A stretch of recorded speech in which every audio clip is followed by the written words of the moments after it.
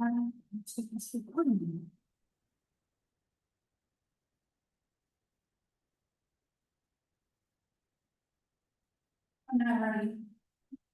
ahead.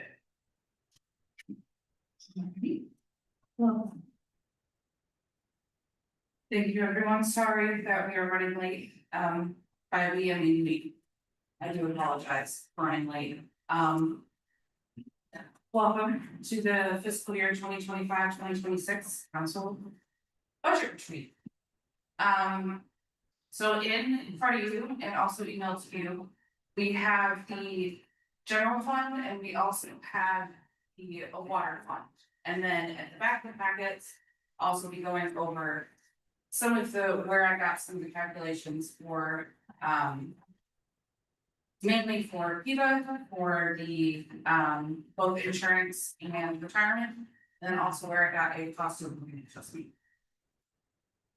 We're ready to get started. Alright, so we'll start with the general fund revenues.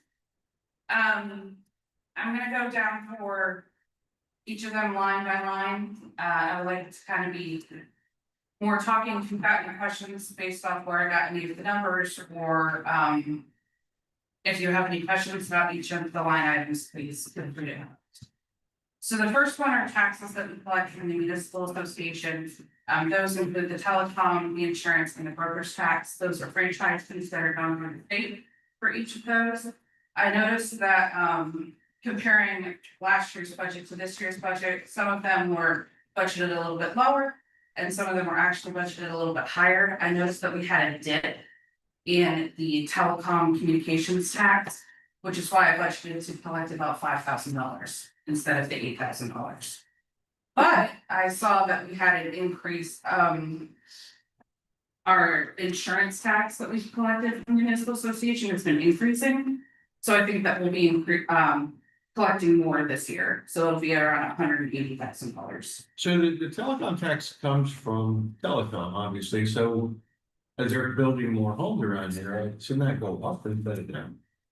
Well, we would see that mainly in like our franchise fees, but like I haven't seen even with the building from last year, it's gone down for some reason. Yeah. And I just noted, I anticipating we'll probably see it continually. Maybe I'll be wrong with my estimate, but I think that they won't collect as much from the telecom. You don't have home phones. They might. You don't have home phones anymore. Well, we don't have a home phone. I can think of one of my neighbors because. You have, TV and internet service. Right, but we're still having a service. It's not installed that we're.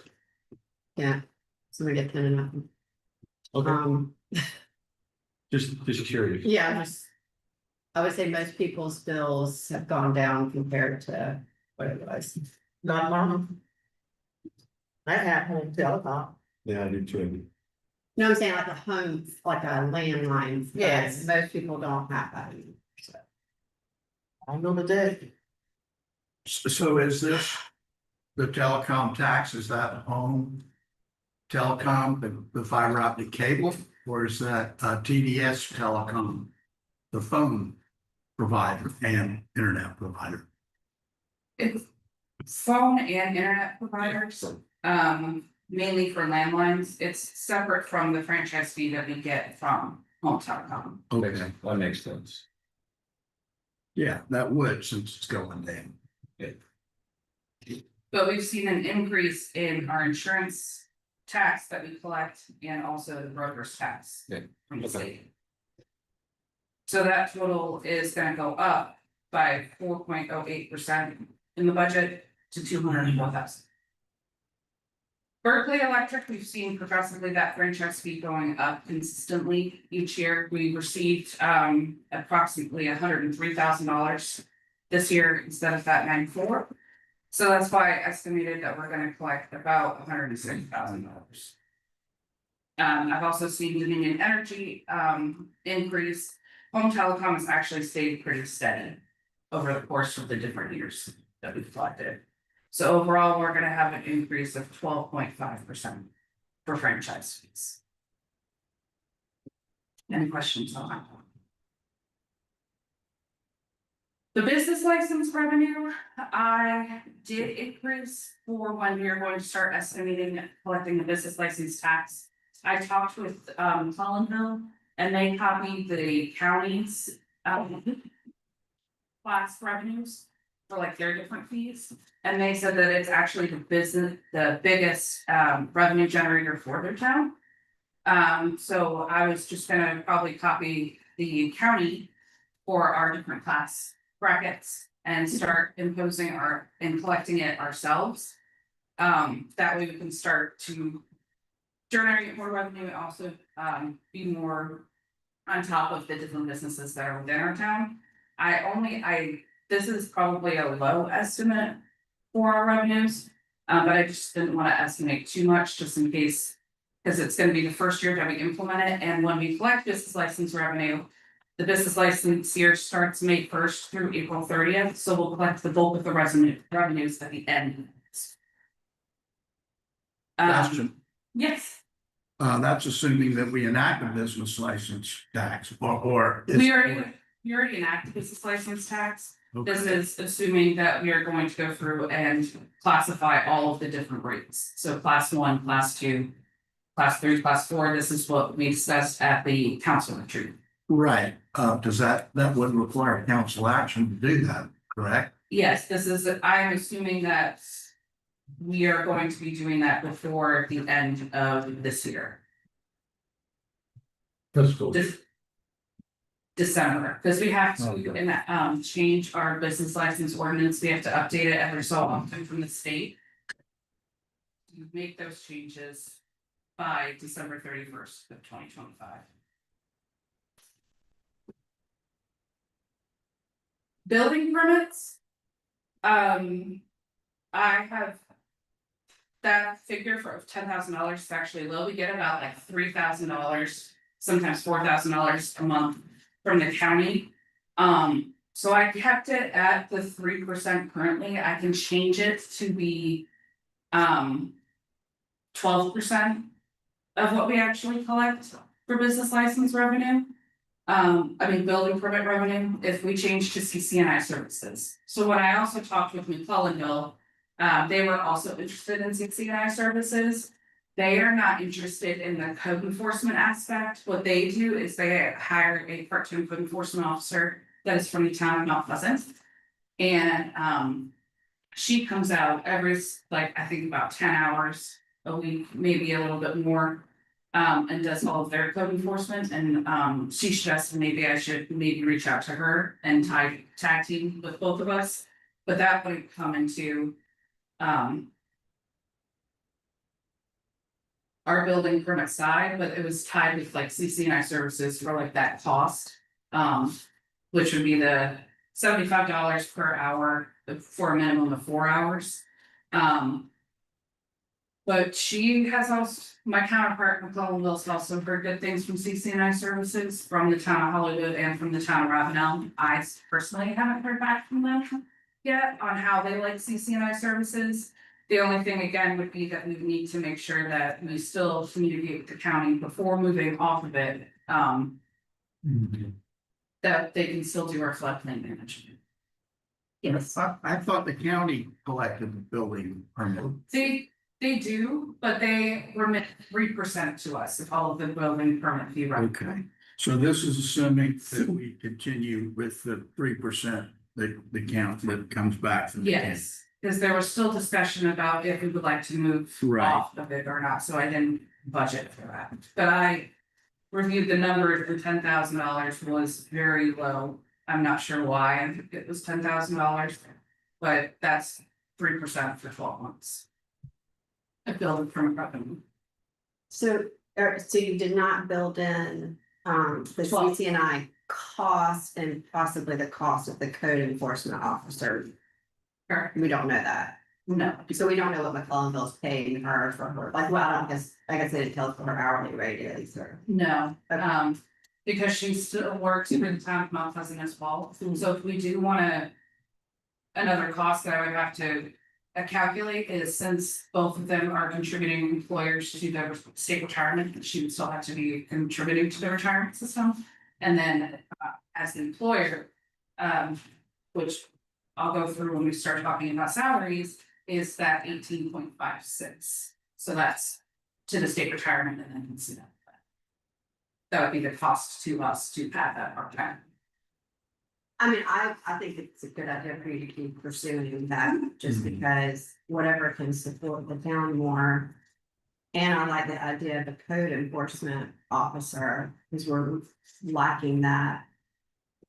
Especially just someone who is experienced, you know, I mean, I'm not Pleasant is awash with code violations, so I'm sure she's seen it all. Well, and she's done a very good job with McClellanville, Right. which is, in my mind, if you're comparing apples to Absolutely. apples, that's where I would compare it with. No distance, not Pleasant. No, no, I'm saying, I'm just saying she probably had, it's just there's probably a lot more opportunity for her to be experienced in code violations and all of that, but I agree with you, McClellanville's a good partner to have in this. Is that something we can know by the May meeting or no? I can, I'll be consultant. Just because if we're trying to adopt it by the July meeting.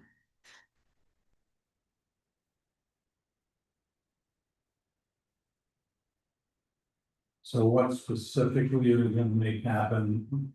Research, more research I'm on gonna the see, lady from Mount Pleasant? yes, that'll tweak some of the numbers, for adding that line item for Yeah. a part-time code enforcement officer. Mhm. I also, with code enforcement, if we are gonna, because we do have like a municipal court listed in our code of ordinances. I would just make sure that I am budgeting for potential code violations, so that would start to include any municipal summonses that we issue. But It was just when we were discussing it, it was so new that I didn't think it was gonna be good for this budget year. We could flesh out some more and have more discussions about that, fully doing the code enforcement side. For going to court and issuing municipal summonses. It was my reaction from our council retreat that we would like to still do more research before fully enforcing. right, we would need to go to CCNI services to gain the benefit of having our own code enforcement. Potentially, no, we would them ourselves, so we wouldn't use that service with CCNI. If we wanted to move to CCNI, we could pick and choose what we like. So So how, we can how just- do we stop?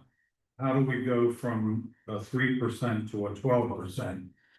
We would talk with them to enter into a contract. We would also look back at our current agreement with the county Right, to make sure that we give them enough days notice. And also still coordinate with the county to make sure that they're handling our floodplain management, since we don't have a floodplain manager here at town hall, and CCNI services does not provide that.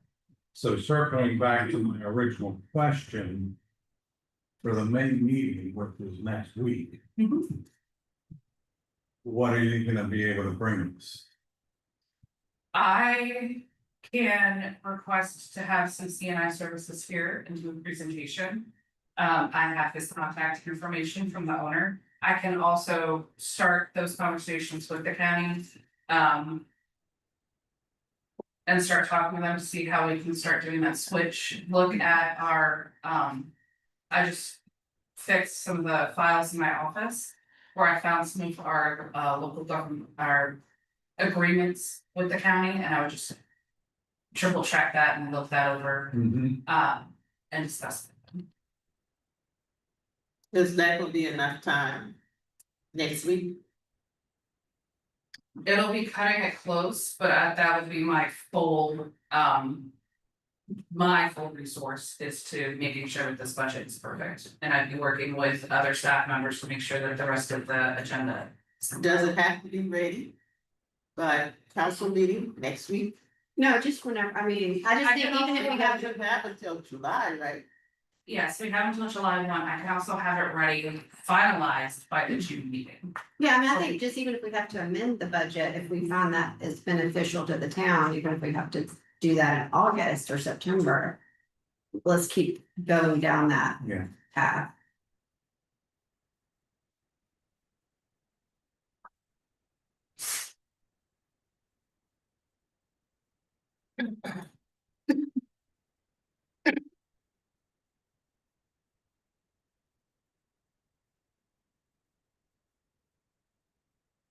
Just when you sell them. But if it doesn't happen next week, I mean, that's understandable. It's just, let's not let it fall away. I can give you guys an update on Monday to see where I am, and then if I need to push it back to the June meeting to get more information. Really understand. The one, if you're seeing a big jump for real property delinquent tax, I actually reached out to Charleston County. Cause I couldn't find in old files what our millage rate was. And the county actually provided me their current estimate for this coming fiscal year for taxes collected.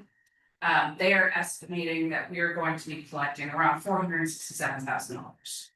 Now, the way that it gets broken up is where the real property and delinquent tax. That's all the revenues that we're going to be collecting, estimating on time. Where you also see that property tax credit fund. That is for everybody who is paying delinquent, and we get that monthly from the state as a property tax credit. So you add the two together, and those are our total taxes that we are going to be collecting. That is property tax. So, And that's why that there's an increase. I am not sure where the 240,000 came from. That might have been a good estimate, but in my opinion, I wanted to check to make sure that the numbers were correct. And that's where I got that 467 if you add those two together. so that's the line item 3203 and line item Yes. 3351. Yes, those two are tied together. Is it, don't we have a reassessment this year? They did not Just just add let me those know two. that we're having a reassessment, but I I can, think this is a reassessment, you know, I was just curious as to when those taxes will be implemented. It will be in this fiscal year or next.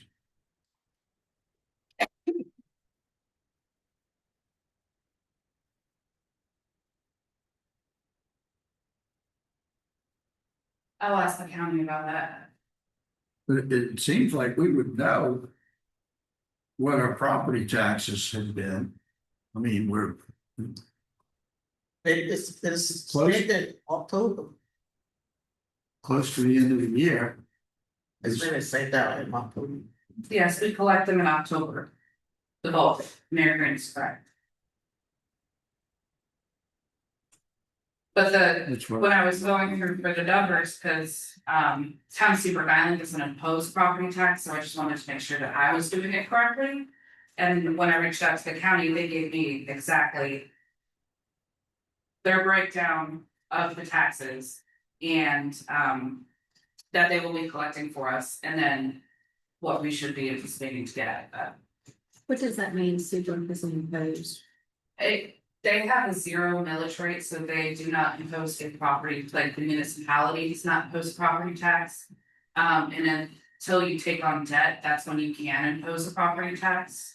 So they are a fee base, so they collect their revenues off of business licenses, off of contractors, short term. They get a lot from a tax as well, accommodations tax, which is they also started to impose their own 1% that you can do for accommodations tax, so 1% comes to us on top of the 3%. But we do not have that here at all. Right. No one's gonna tell us this. So the total that we would be collecting from the county is $511,173, so a 36.31% increase. And the next, if we decide to bring business licensing in-house, the business license revenues would just change out of the county receipts. Since we would no longer be working with the county to collect business license. As well.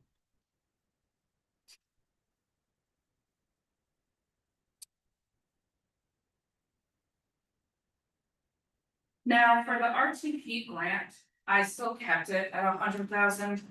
I couldn't find where we had received one, or we were going to apply for one for the county, through the state. To start getting those kind of funds, I just couldn't find it from there, so I put it in just in case we did get that grant. I put it in there as kind of like a line holder to just keep it equal, so that way we can still move forward with other projects that we would like to do. What is it? Road transportation. Yeah, the road transportation. So like. Excuse me, the what? Road trans, Road or rural? road, Road. It's a constable government probably getting that. And we could apply for them. What kind of project is that cover? Improvement of roads. so like if we wanted to do for like the C funds as well, kind of that intersection improvements, if we wanted to apply for that. Improve any of our roadways, like Door Road. CB Road, Forster School Road, if we notice that we would like to apply for them to get assistance to improve them. With those kind of, So this applies to any and all roads. I mean, the ones you mentioned are either state roads or DOT Yes, roads. And that's- thank you. I don't think- That was gonna be my next question. How many roads are we 100% responsible for, if any? Like I know my roads are private. Does that mean like in a lot of these new neighborhoods, I'm just wondering. Are they private? Are we gonna be taking on more responsibility? Does that make sense what I'm asking? Cause like as Kent said, like some roads are, we don't have jurisdiction necessarily. We can complain, which people have done with getting the ditches dug out, but still that can go to DOT using their resources, which I don't think we had to pay or match any of that. So that was just a question. So. Price. You're saying that the roads that you have now in the town, that's what you're referencing to? Yeah, it's kind of complicated. Because what I'm saying is, all the roads that's in the town, the either DOT county, or we could go to the council of government. Because they get most of the money for roads improvement. Right. I think the only roads the town owns though, that I'm aware of are. I know Limehouse, the county says it's the town's because the town annexed it. I'm not convinced that's the case. They voted with it though. They still maintain it. We're about to have 2 subdivisions coming online that are gonna have paved roads and paved public roads and sidewalks, which will be dedicated to the town, at least according to the information they've submitted so far. It's been approved. And that way, I don't know if we can undo it or not. Most of these other ones, to answer your question, Wendy, is they're private roads maintained by homeowners associations, or at least they're supposed to be through covenant restrictions and homeowner fees. The others are either state roads or DOT roads. Well, state roads like secondary roads like Seaweed or Door Road, and then federal aid primary roads like US 17. Which the question here is, can we use that money on those this RTP grant on those roads, on those kind of roads? I think the farm and market stuff, we get the oh golly, what's it called? Help me out. The county stuff, that was used to pay for like, Possible. yes, that's, what do they call those, Mayor?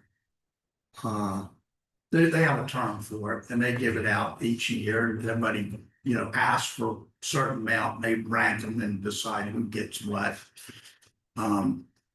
Through that, that's why I was wondering if that's what that was. We've never gotten RP.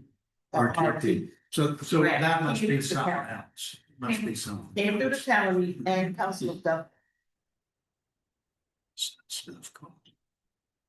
Anyways. CTC funds. Yeah. Farm to market roads. I'll talk with Catherine Barrett from the COG. And get clarification on that. Thank you, Mayor. State grants, we don't have any active grants that we are currently looking at. However, that doesn't mean that we can't, I would just amend the budget if I found a grant and amend it for there. For any other state grants to do any other improvements that we need to have, which would be like to town hall. The park grants, I combined from what I saw that we applied for last year, it was like 7,900. And then what I applied for this year, the 5,700. For the park grant for improvements to the parks. There was one from last year that I saw that was applied to make improvements to this park to replace the playground equipment. Here at town hall, and then the current one that I had was to get better signage for the big park.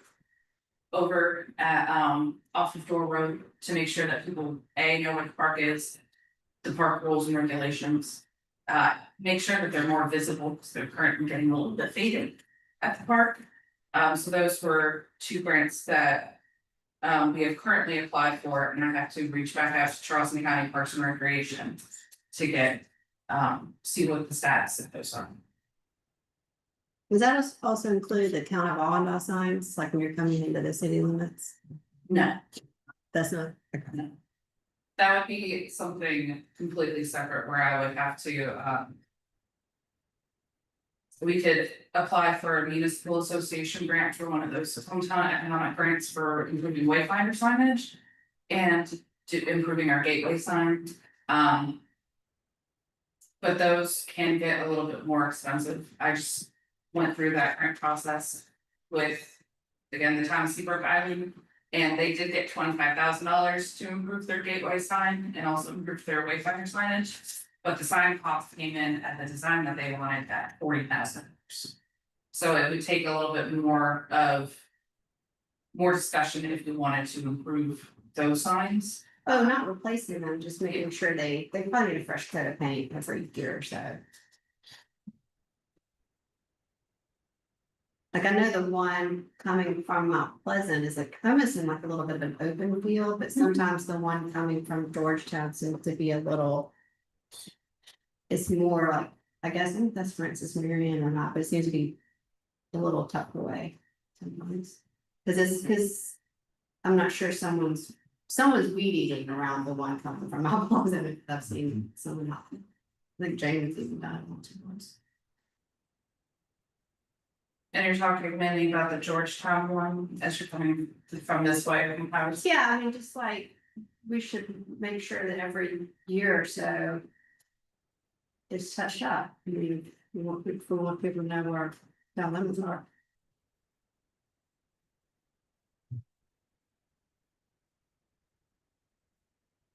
Again, not like a super priority, but just if there's money available to do that, and we're not asking to replace it.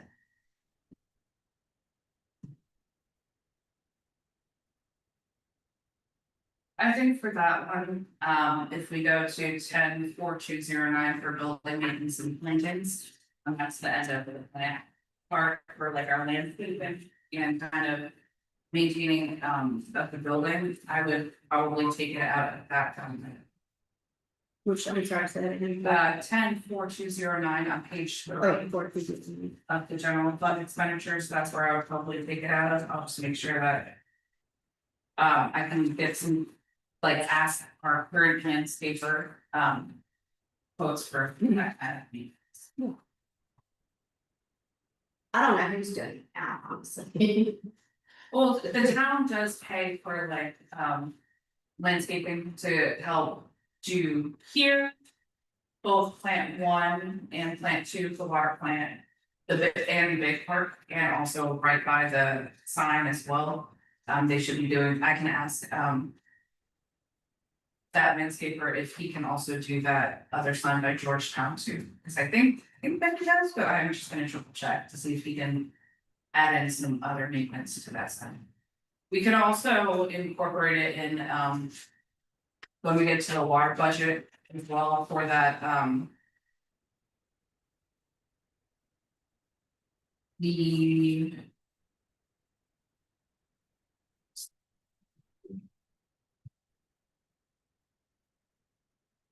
I might be missing a page, so if we take a break, I'll make sure that I print it out in there. I didn't see it, but it's the utilities and public works director. But also make sure that that's included in their kind of scope and responsibilities. It's. I was looking through the packet and I was trying to find it. I'm missing a page from there, so I'll just have to. I have two of them, who give you one.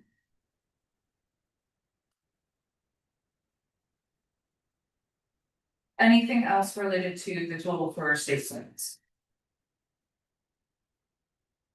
Moving on, I did touch on that, property tax credit fund and then the municipal revenue, when I asked the state about what we collected last year. For those, they come in as like STOs. The municipal revenue fund is actually a lot higher than $85,000. So it was around 113,000, so that's why I kept it the same. Of what we collected last year. I'm not anticipating a dip in that municipal revenue fund. Can you explain to us what that is? I see it looks like it's different from the local government fund aid subdivisions. Yeah, so it says each month when we collected it, What is a municipal revenue fund? now I'm not remembering off my head.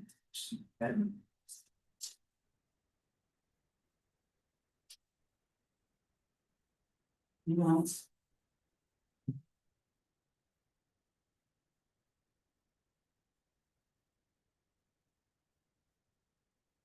They get, well, whatever it is, we get it every year. Every year and we collect it every month. So we get a reimbursement from the state every single month. It's a state. Yes, So that's a guaranteed revenue source. We divide $113,000 by 12 and we get that once a month.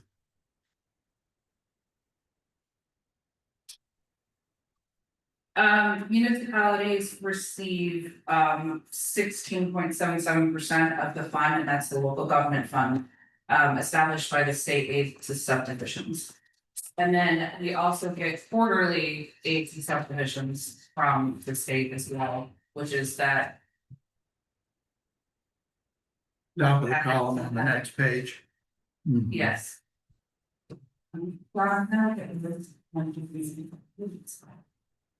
Yeah, it's even more than that. It's a lot more.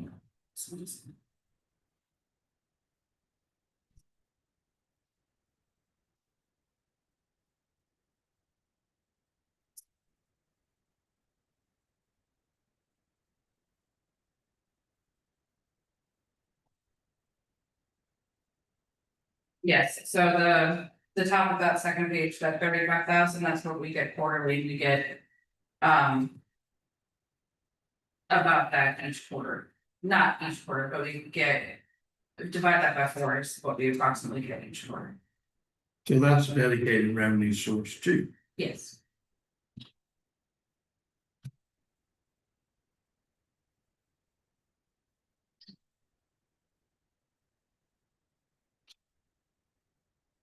And we also get the homestead exemption. I got a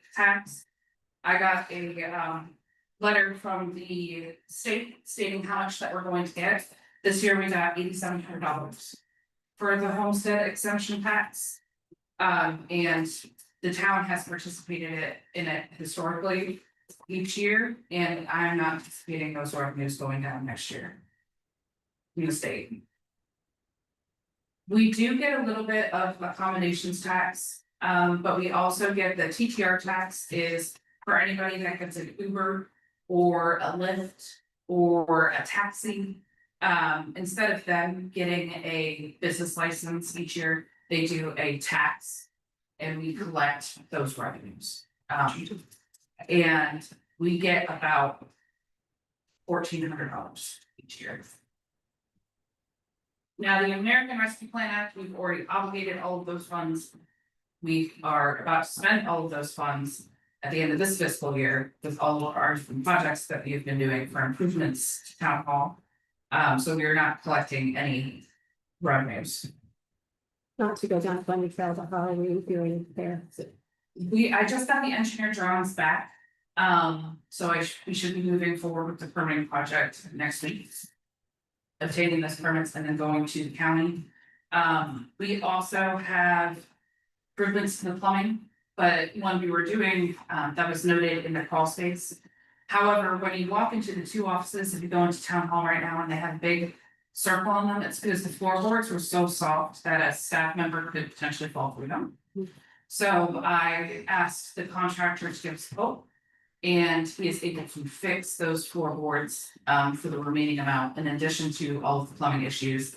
And taking out the Yes. heater that's in the back here, because we do not currently use it. And it's been out of service for a while, but sometimes people lean up against it and it moves, that's where you can start to smell gas. Yeah. And so we are going to remove that heater out of here and have it capped at the top. Excellent.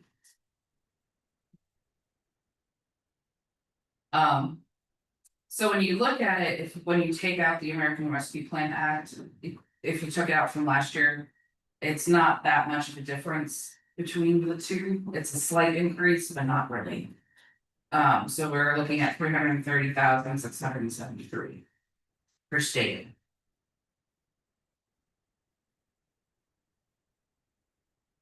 Then we also have from the county and the CDBG refund, so that the county we talked about a little bit for those transportation sales. I'll have to clarify with the state the difference between the RTP, the transportation sales tax, and the C funds to make sure that I get that at clean. Cleaner for everybody to define, because those are all related to improvements to our roads or grants. And then the CDBG refund, so that is with the county. What I did is I added up all of the remaining. We haven't reapplied for the new fiscal year. However, this, we need to use all of the funds that we currently have remaining through the county for housing projects. And this is the remaining amount, the 145,280, if you add the two fiscal years together that we have remaining. And we need to spend those funds, otherwise we are no longer eligible to assist with housing projects.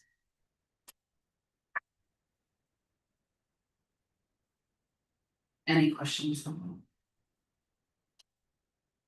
Alrighty, when I go through the planning and zoning fees, there is an increase, however, the planning commission will also like to start looking at impact fees for the town and start making suggestions about impact fees. I also think that we should do a looking at our planning and zoning fees for those revenues, making sure that they are still up to snuff with all of our other neighboring municipalities. But I did notice that we do have a slight increase from last year.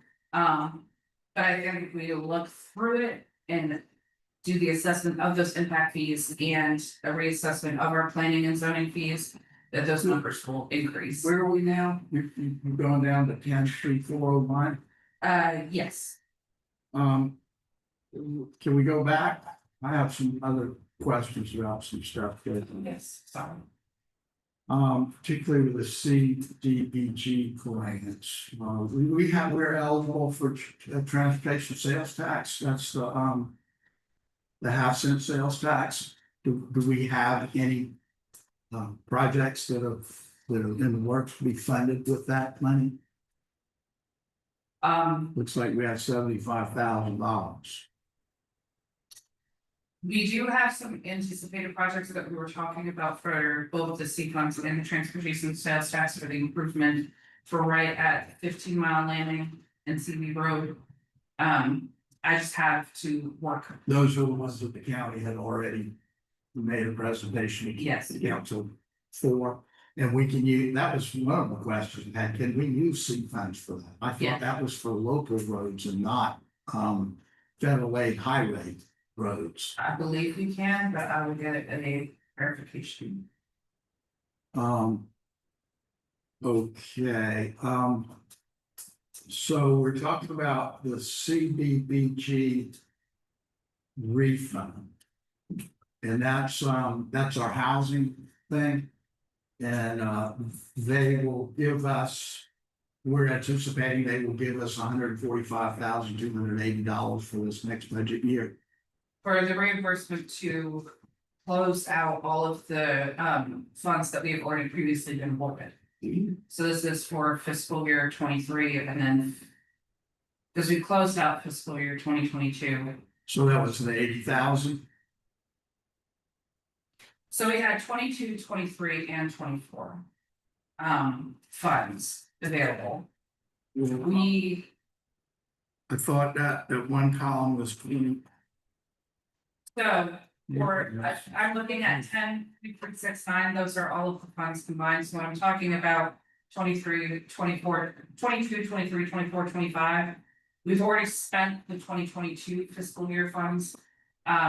We still had money left over that wasn't put in the budget last year for that line item. Or when you add the two remaining funds that we have already been awarded through the county through CDBG. It's 145,280 that we have to use on eligible projects. We have to do it before September. September. To clarify, the increase is actually a catch up because we need to catch up on our audits. Yes. Okay, Yes, because these are the total funds that we have that we've been awarded. so that's not a trend. That should have been reflected in last year's budget, the amount that we need to use. Right, right. Okay, So when you add, because I reached out to the county to see how much funds are remaining that we need to spend in order to catch up and continue to be on the good side of this project, it's that 145,000. so yeah, so it should have showed a higher amount in the budget last year Yes, than an actual that was significantly low. Yeah. Right. I'm still confused about it too. And this is, it comes from the federal government, goes to the state, and then it comes down through the county, and they dole it out to various municipalities. And they have a certain amount that I guess they get every single year. Maybe more, maybe less than this, right?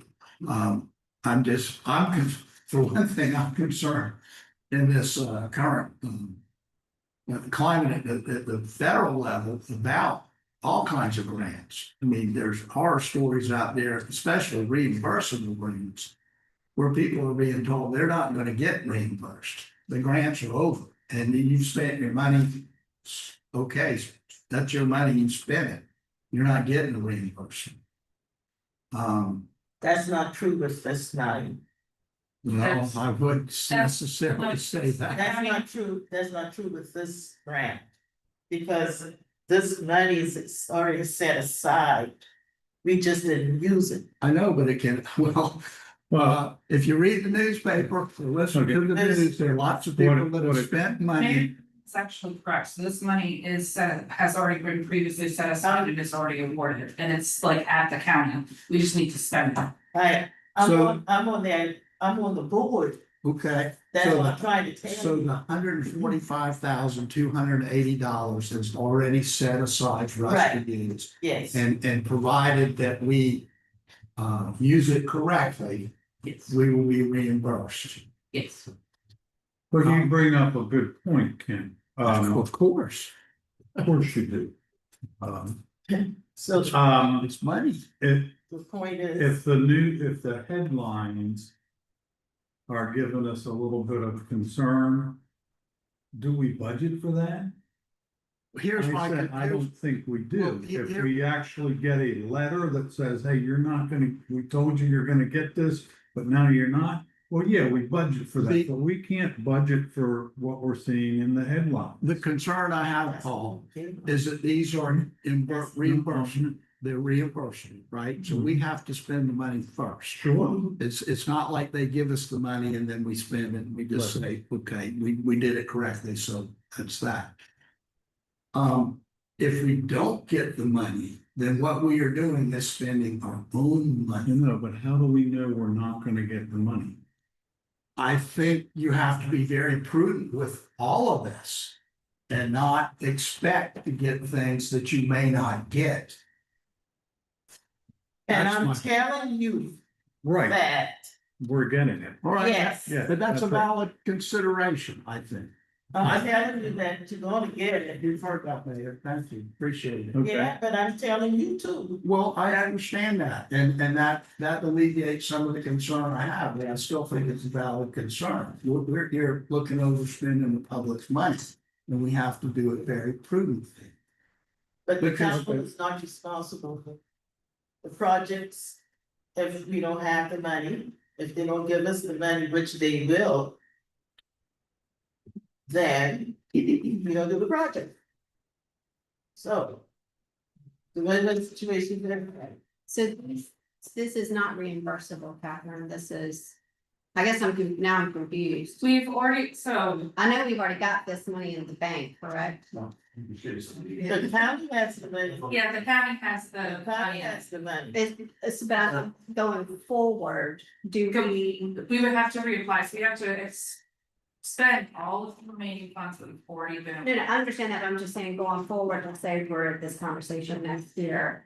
Do we, what Kent's asking is, do we spend $5,000 and then apply for them to reimburse us? We would apply before even spending any of the funds. Okay. We would have to apply to the CDBG. Go before the board, get the approval, and then we have that platform. Right. Then we can start sending them projects of saying. We have this application, it met all the criteria. Here you go, and here are the bids, then they say, yeah, sign off on it, approve it, then we spend the money. So like, it has to be approved always by the CDBG, by the county. Before we spend the dime. Got it. Does that answer your question, Kent? No, not really. I mean, we get a lump sum that they say, this is how much you're gonna get for us for this fiscal year, that your budget year. You That's still what have they to said. apply, you still have to apply for them. Oh, I understand that, but I mean, what I'm trying to get at is, how much money did they give us last year? They didn't give us, How much money did they say, you've got this much money to spend on this endeavor? Was it 80,000? Okay, well, that's what you have here, and I assume this is the 24-25 column, it's not labeled. So we had $80,000, what I think I'm being told is, we have not spent it all yet, is that correct? Correct. How much have we not spent? only that, right now. The 65,280, That we have not spent? we haven't spent the 80,000, and we also haven't spent 65,280, so when you add the two together, that's our meeting 145,280. We didn't spend the I'm funds, totally confused. we didn't spend the funds last year. And that was for our 2023 allocation, and we executed 80,000. They also gave us an allocation for 2020, that was 2023. 2024, they gave us an allocation of 65,280. Add the two together, that's the remaining balance. We have already spent down the balance from 2022, which was $25,529.71. That was the remaining balance, that has been spent. So now we have to spend by September the 80,000 and the 65,280. From previous years. From previous years, yes, this is not a current year. All right, We have so, not all right. applied for a And those add up to $80,000. those add up to 145,280. What should have been added into last year's budget is that 65,000 plus So what? the remaining balance from 2020. So there's nothing for 25-26? We No, do not currently have anything for 25-26 in No. order to start reapplying. and Why would we have $145,200? We have to spend those, so those. In a budget column for 25-26 when the actual is zero? The actual is actually 145,000. So think of it like this, we have a pot of money at the bank. We haven't spent that pot of money, that pot of money is still sitting for us, we have to spend those funds. And we have to budget to spend those funds this year. Yes. They should have been expressed in the budget last year. They were not. But this isn't a guess, this 145, 280. That's not a guess, we know that's coming, we Yes. know we have that. Yes. But it's in the budget year that we're talking about here. More specifically, it's in the first half of the budget year that we're talking about. So we will, once that's spent, then we will have no other, we're not getting an allocation for 25, 26. No. We would then reapply, once we spend these funds, we would then reapply for 26, 27, and that would be shown in your budget for For next year. next year. Yes. So that number will be lower because we've spent, this is in the rears. We should have been having a higher number in this Can account. we get like, be informed of this kind of stuff? Cause it doesn't really seem like a good way to be doing things if we're going all the way back to 2022. And having that reflected in a budget for 25, 26. You see what I'm saying? That we should track it as we're going along. That this is how much money we got for this budget year. This is how much money of that has been spent for these projects. You're talking about a plan versus actual. And more specifically, a plan versus year-to-date actual. I assume so, Right. yeah, okay, I'm not sure the terminology, Yeah. but that, if we had that, then I would be understanding this, Yeah. which just looking at these two columns. It appears to me that for the 24-25 budget year, we had $80,000, and it looks like for the 25-26 budget year, we are going to be awarded $145,280, but that's not the case. No, the case is that number, that 80,000 is incorrect from the previous budget. I think that's the third time I've heard that, and I appreciate it, I do understand that now, but then that brings to my mind is. How can that be? Why? You The know, person creating the budget did not. right, well, I'm looking going forward. Let's get it right, and let's get it in a format so that a dummy like me can understand it, please. Well, that's the plan, that's the plan, But that's why this doesn't do that for me. there'll be more and more improvements moving forward, because I'm gonna go through why some of these are red lines. Okay, Continuous improvement, that's a good thing. absolutely. Yep. Never This is- stop. The budget will be a living and breathing document, and it's going to be improving each fiscal year as we continue to improve. Thank you. Any other questions related to the county? No. Would you like me to go back over the planning and zoning fees and other planning revenue? So just one simple question, then, I assume that what we're looking at going forward, and if it's not the case, you'll let me know. That we actually budgeted for $16,000 of planning fees for 24-25 budget year. And we are now going to, and I don't know how much we spent, but we're now gonna budget for the 25-26 budget year, $20,000, 25% increase Yes, for planning fees. yes, and I would What like, are planning fees? so anytime that you pay for a zoning permit for a plat fee. For a site visit, so anything that is listed in our zoning code for the fee section will come into both the planning and zoning fees. Well, so zoning fees are different than planning fees? They're classified differently for like the physical permit, and then planning fees would be like other, like Board of Zoning Appeals application, you can technically combine both of those. Into one budget line item. Okay, so I just need to look at our town code where it has that fee schedule. in there. Yes, and I will be discussing with council as we continue to go through our comprehensive plan. And also throughout the remainder of this year, discussing it, looking at those fees, are we accurately collecting the right amount? Do we need to increase those? But that's not an immediate need, and not immediate, I didn't mean immediate need, but. In order to still have council's more discussion about that. I've kept it currently at the status quo. If we are going to see a drastic increase, I would suggest doing a budget amendment. Thank you. You're welcome. The investment interest, the reason why there's such a high jump is as discussed at the council retreat, I'm gonna start. Moving our money into the local government investment pool and also having it in a money market account with Synovus, so that we're collecting more interest on money as in separate. That is a low estimate, because that's gonna be for. Not only our general fund, but then that also it has to get split up to. It's all currently in this one line item, and then, but it also includes like the park interest. The special events interest, there's like three different general fund bank accounts that we'd be collecting interest for. I have a question on that. Is there anything that says we have to get document that we're allowed to do that?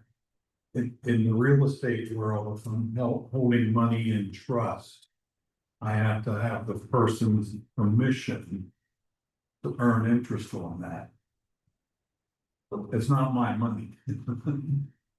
I know it's not our money, but we do have that authority to invest. Okay. Enough said. And the money market account with Synovus and both the local government investment pool, they're fluid accounts. So we wouldn't be getting a charge for having, like, if we had to pull it out, if we had an emergency, or we need to pull out funds from there, it's just a wire transfer. Do you know what the rates are right now? I don't have that. Didn't we have that conversation? I thought it was like 5%, didn't we? They were at 5%, but I can get accurate numbers for when we, for both when we approve go through the budget in May and also in June. So when you need to pull it out for something, how much notice do you have to give? No notice, Like same day, next day? same day. Okay. Yeah, but for both accounts, because I asked before, because I was a little bit weary about the money market account for our bank, but our bank told us that they would not be charging us any fees for if we needed to pull it out. So it's not like a traditional CD where if I pulled it out too early, we'd get hit with the fee. Yeah, you don't wanna be in CDs with that one. Yeah. So I was looking at just trying to be. Good. Play the game, Good. not play the game, but try to make sure that we are having them work for us. And I am not. Currently right now allocating any transfers in from the water account. Explain that to me, please. What is that? If the water account needed to pay back the general fund, because the water account is an enterprise fund. So it should be operating on its own, the small municipalities and are working towards being fully operational and having it run on its own, the water runs for the water. It would be to pay back the general fund for any payments that the general fund did to the water account. And that's never occurred. Not right now, because we're not, Well, As you for have your knowledge. Not yet. Right. We'll talk about that water thing.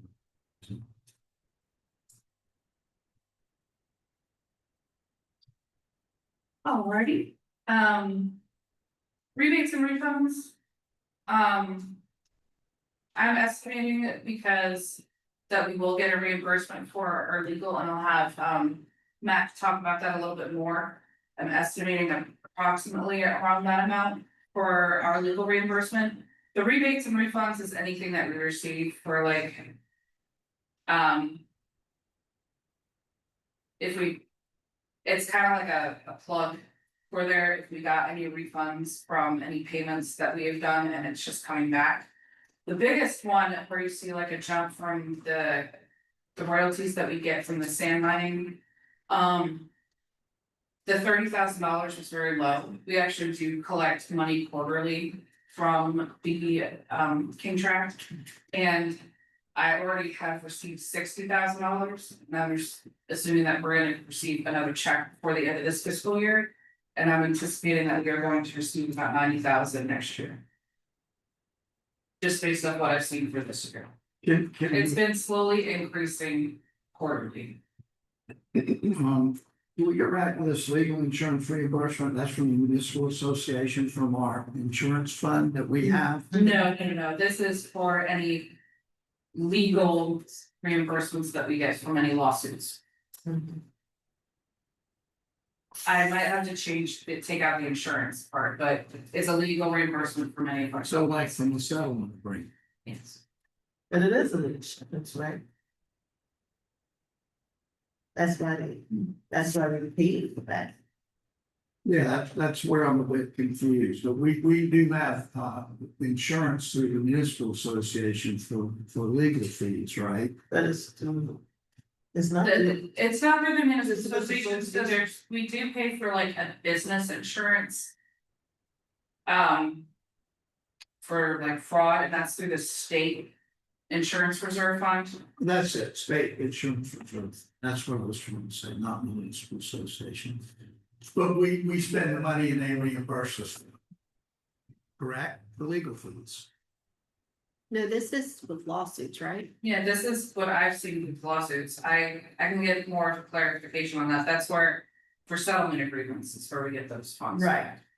Well, we do have something where we have insurance to help offset legal costs that we incur through lawsuits, don't we? Yeah, that's almost the same thing.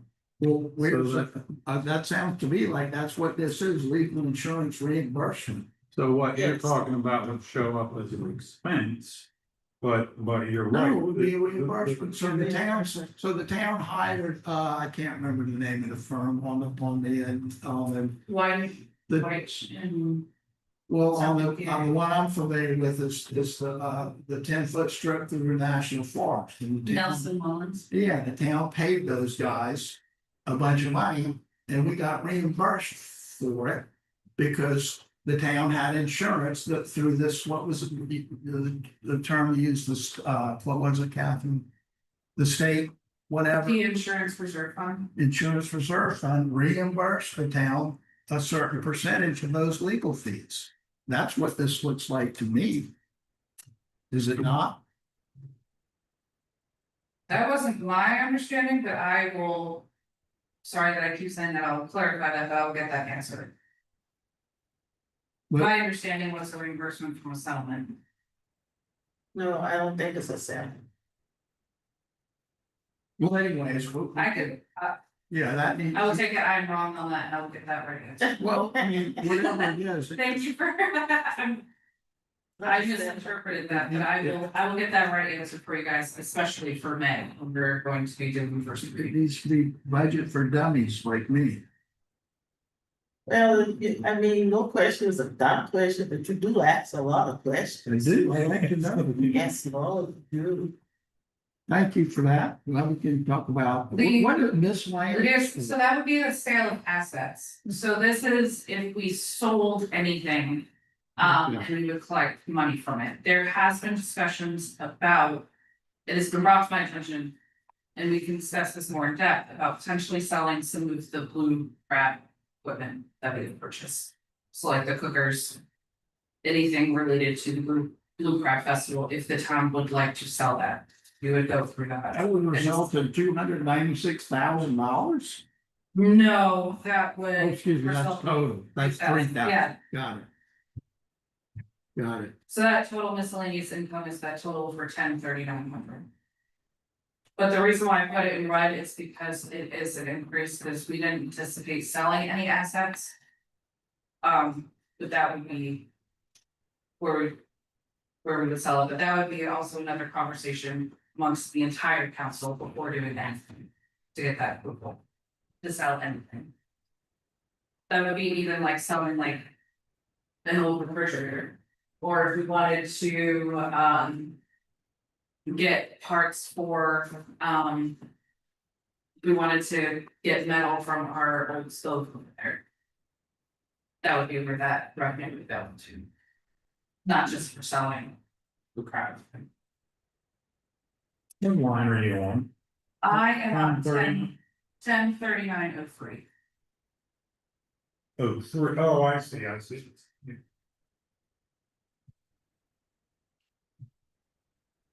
So when we go to, when you look at the Blue Crab Festival, the reason why that there is nothing is because.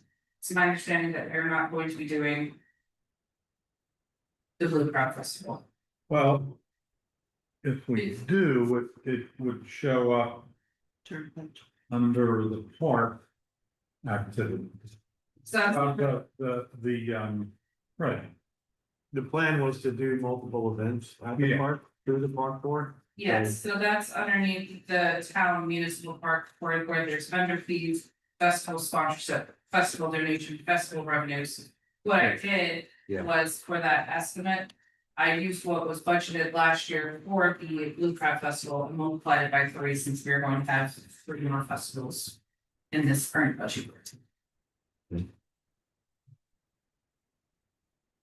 For Right, anticipated right. revenues. right, that could be one of the number of festivals that the park board plans. Right, It could be, that's up to the Yeah. park board for deciding it, and I know that exactly. it was my understanding when I started that there was no more. Blue Crab Festival. Right.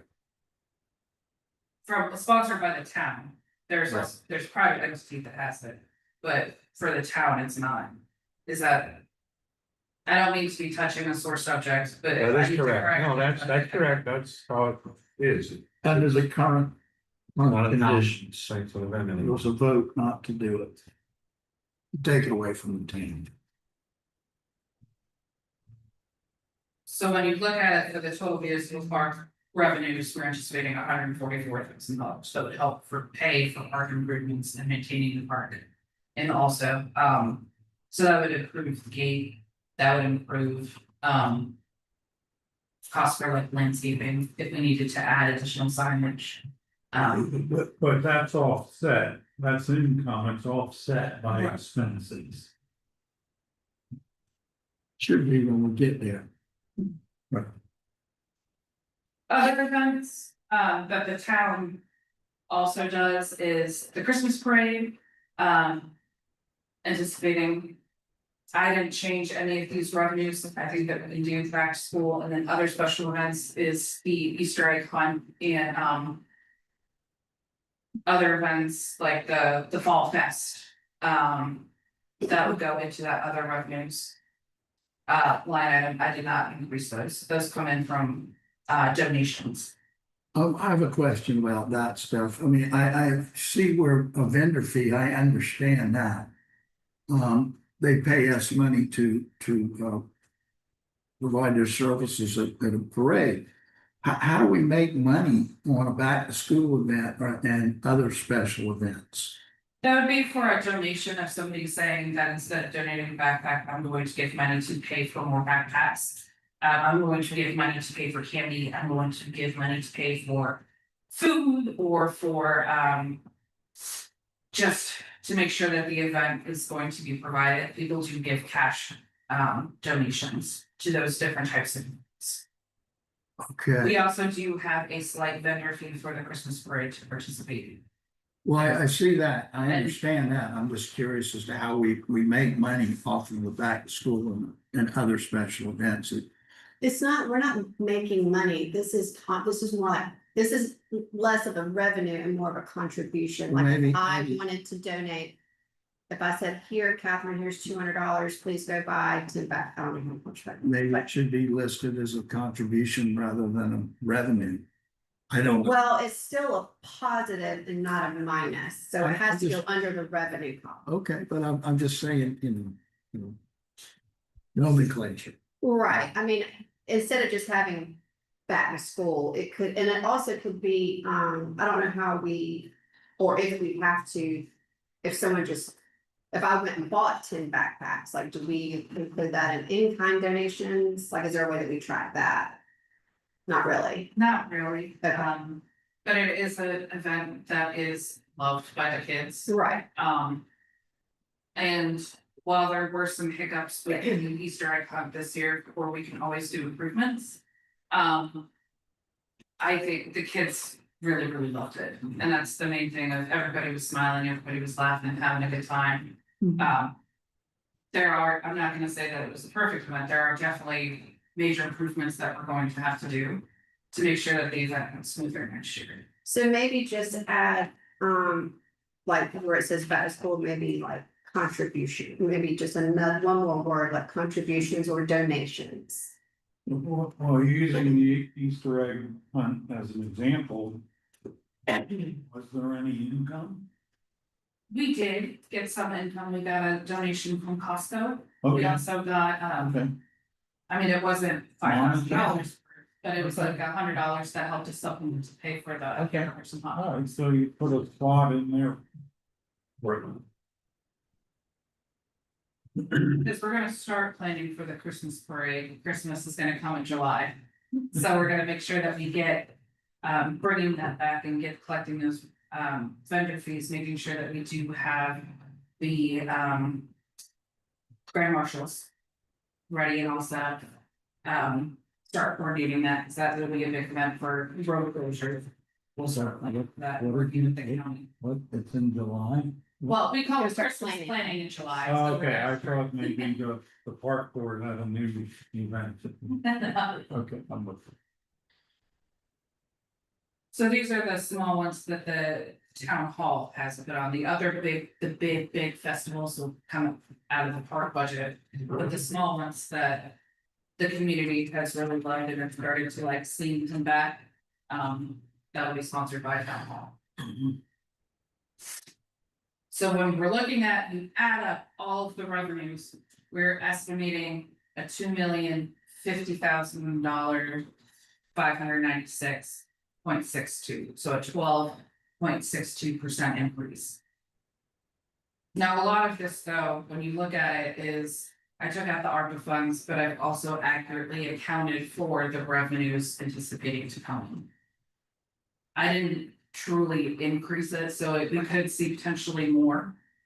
Next year, I was basing it off of the information that I got from last year, and I did make my notes to make sure that I have those answers to you in May, if not June, and I will definitely let you guys know. Any questions on our general fund revenues? Can we take a look, Mike? Yes, we can. Just gonna, so I'm gonna take a break.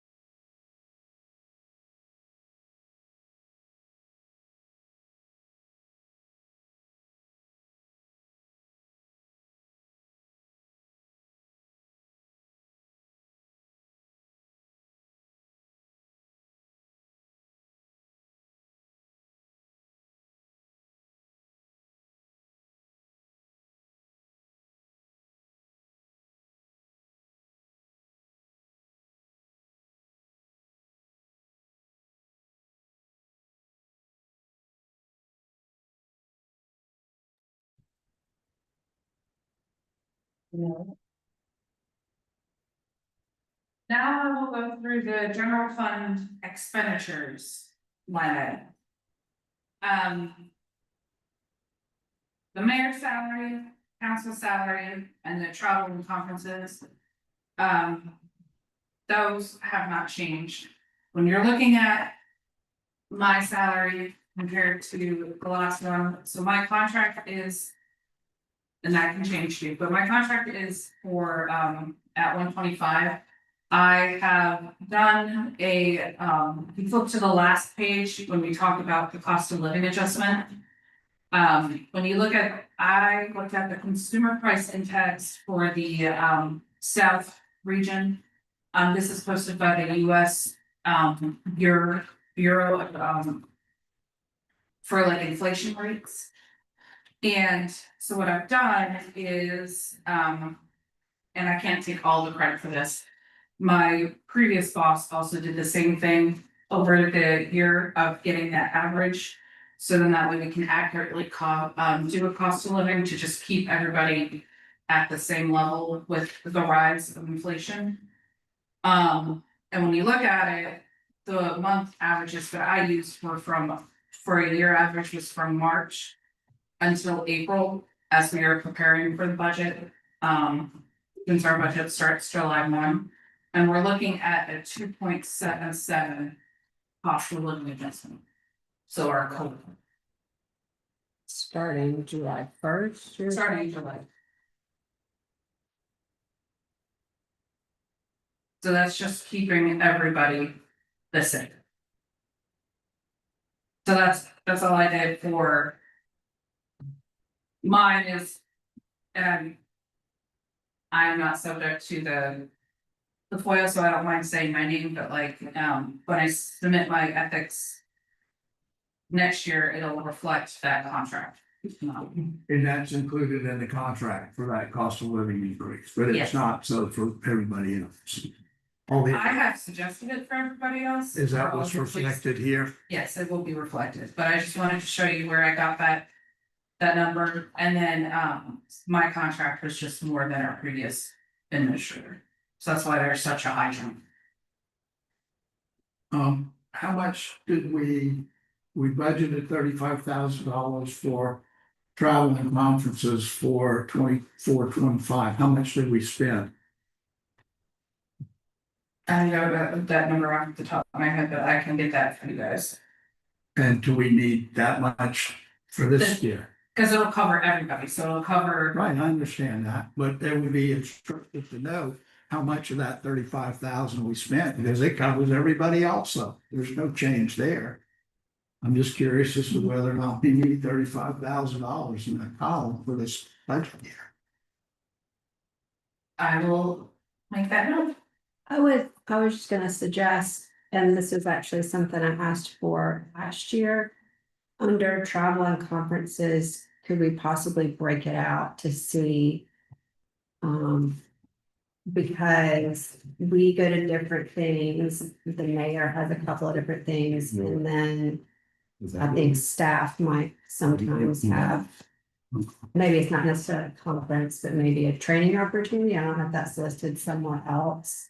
But just, I think that, Well, this is also just for the executive line items. There's other travel and training for other staff members that's in a separate line item. So Okay. this is just for council members and me. But if we could just maybe break it out a Yeah. little bit more, that would be. Of course.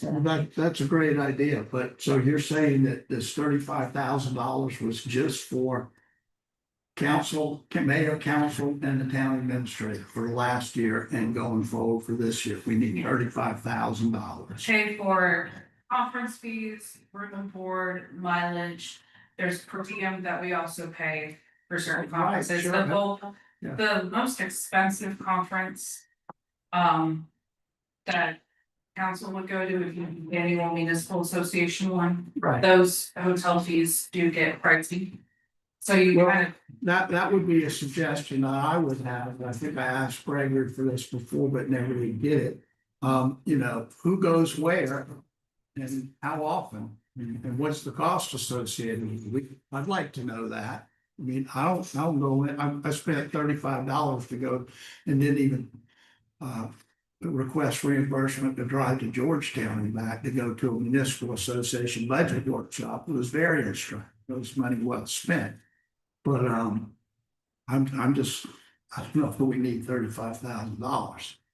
And if we do, we do. But, you know, as I said, who's going, what, where, when, how much does it cost?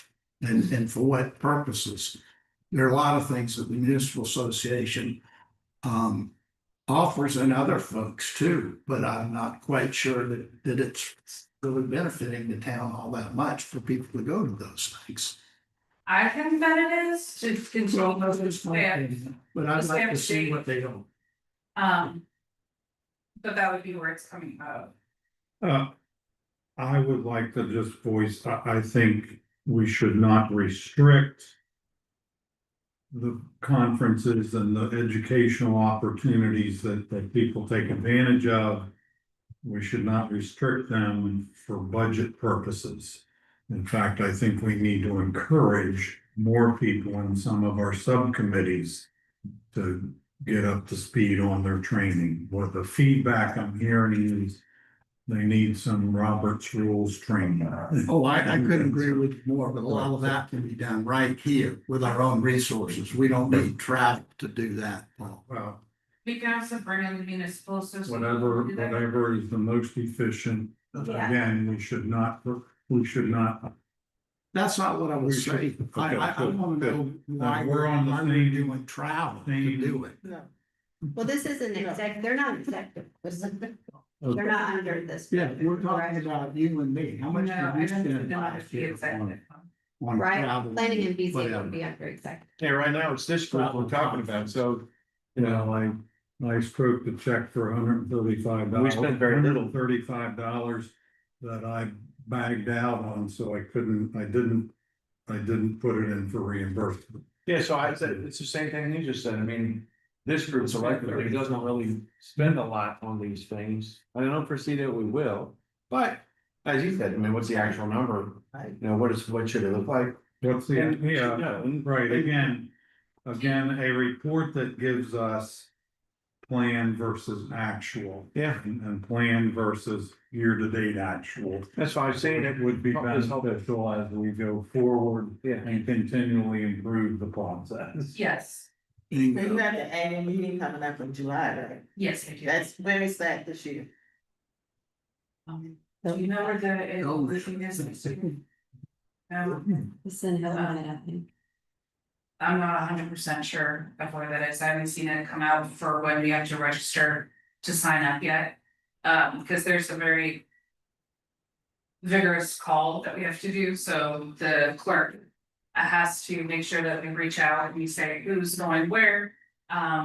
Which hotels we'd like to stay at, so you prepay for it out of this budget year, you also pay for the minimum. But I'm not 100% sure. The annual conference. But we have a mayor's conference in Hollyville this weekend, but I'm not going. So. I'm pretty sure it's in Hilton this year. Right. Cause I think it rotates from Greenville and Myrtle Beach and Hilton, doesn't it? And it was in Greenville last year. Just so we can be informed, that's all. Yeah. That's okay. I'll just look at those numbers. When we look at the PIVA insurance and retirement breakdown, let's look at page 5 of your packets where it says PIVA retirement employer calculations. So this is based off of the proposed budget salary. We're putting these calculations.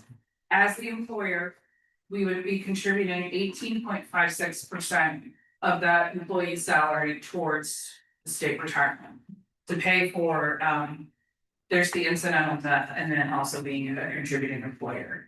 As an employee, I contribute 9%, but that's not going to be reflected in our budget for an expenditure because that's coming out of my paycheck. That's for full-time employees though, not part-time, correct? The only time that it would hit a part-time employee is if they have already been in the retirement system.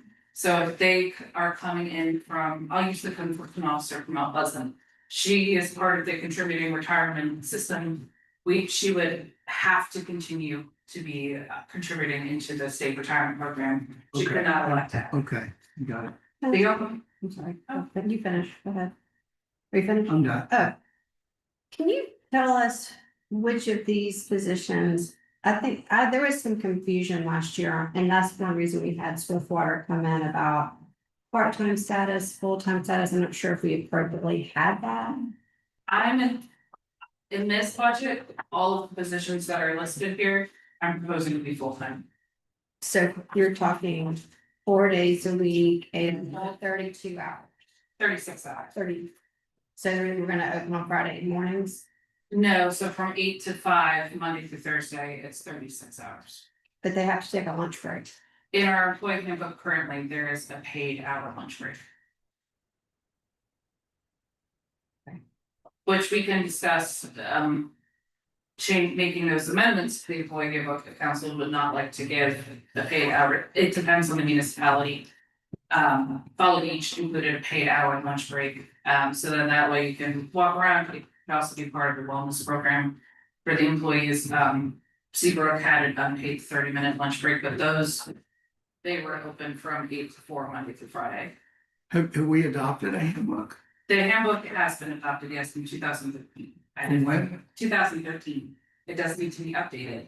So, but we haven't, We we do haven't have- adopted the updates that Swiftwater gave us. No, we did not. Okay, okay, So- so that we so need We're to still make, operating off of the 2013 handbook. And what you just described is in that handbook? Yes. so is that something we could put on maybe the June agenda? I know we got next month, this next week. To look at, or you can bring us your recommendations for the employee handbook. Based on what Swiftwater, because I know there was a bunch of stuff that was just, outdated and technology has moved on. And is that something we could look at in June, just so we can make sure that when this budget's approved, all of that's in line? Yes. And is that handbook available somewhere? Yes, it's all of the employees have a copy of it and in my office. How about council? I can provide that. Okay, yes, please. But yes, in the employee handbook, it does say that currently that there is a paid hour lunch break. Right. I think that it's needed for. Just the volume of what I've seen daily, that we do need to have everybody here full time, Okay, just to fit the needs of the citizens. So. What are you saying in this? So when you're looking at it for, and I'll go through the other one, the other ones, we're currently just talking about the. Basically for in the executive expenses, when you're talking about PIBA benefits, just for the retirement part, we're just looking at me right now. Okay. What we also need to discuss is for the, if you look at the PIBA employer calculations. The employer cost for an optional employer for PIBA benefits is $529.74. But what you can also do for some municipalities is you can collect just the employee share, but they have to pay for the standard plan, which is $98 and some change, which is where I got the $627.91. That the employer would pay for. This is a council decision for the budget of which one you would like, if you would like to include just the top part for the standard plan for your employees. If I had employee spouse, council would only pick up the employee share and I would still have to pay the difference between the two. This is also under the assumption that we are only doing for the employee part. When I start looking at this could change, this could go up if there are employee spouse, employee children, full family, those costs do change.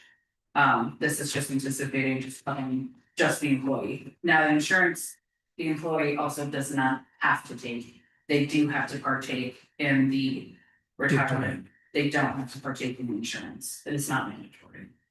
Because if they are like, if they compare their rates and they compare the coverage, and if they can find it. If they like their coverage they're currently getting, or if they like, if they're on a spouse's coverage or full family coverage somewhere else. Or have other insurance, they would have to contribute to that, and we wouldn't have to be paying insurance for that employee. So that's the question, if the insurance portion is optional, and I assume we have PIVA implemented at this point? Have we- Viva, it gets implemented July 1. Okay, so do we have a head count of who's interested in participating in the insurance? Have we had those conversations? No, I have these conversations, but we're gonna start having like the enrollment part. Starting after May 1st and talking that through. So I this also, might be amended, it might be that this is on the high end, but it may end up being amended. I put in the budget to just calculate for all employees. Assuming that they all got employee coverage. The one thing that I did not put in here for is council, because council did opt if they would like to join this, get insurance. We do have that option through PIVA, that was approved at the last council meeting. That would be something that we would need to discuss of if any council members are interested in getting insurance plan. But that would still be the same contribution level, and I can talk that's the PIVA, but I would just have to make sure in the executive line item where it talks about PIVA benefits, insurance and retirement, I would have to add in those line items, council.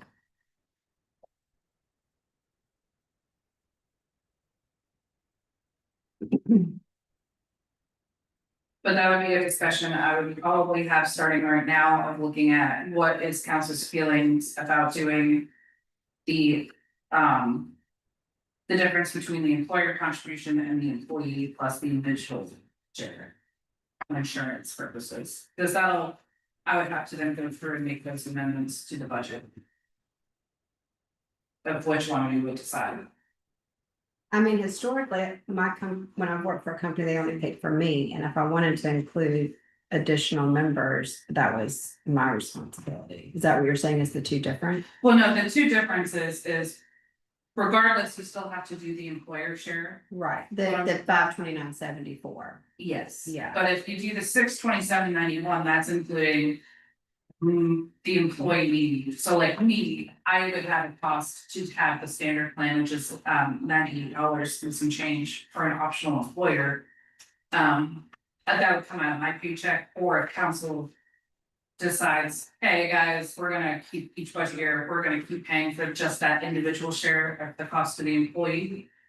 Then it would be the 627.91 that would be coming out of the town budget, not my paycheck, so you wouldn't see it as a deduction. So we're paying the difference is we're doing the employer premium basically. And then the second column is we pay employer premium plus employee premium. Yes, and that wouldn't include any of the like vision or something on the long-term disability, none of the other ones would just be basic coverage. And other municipalities, If the PIVA insurance employer calculation. it's at the back. It's at the very back of where I got those different. What is the numbers. very back? So compared to like, The last page?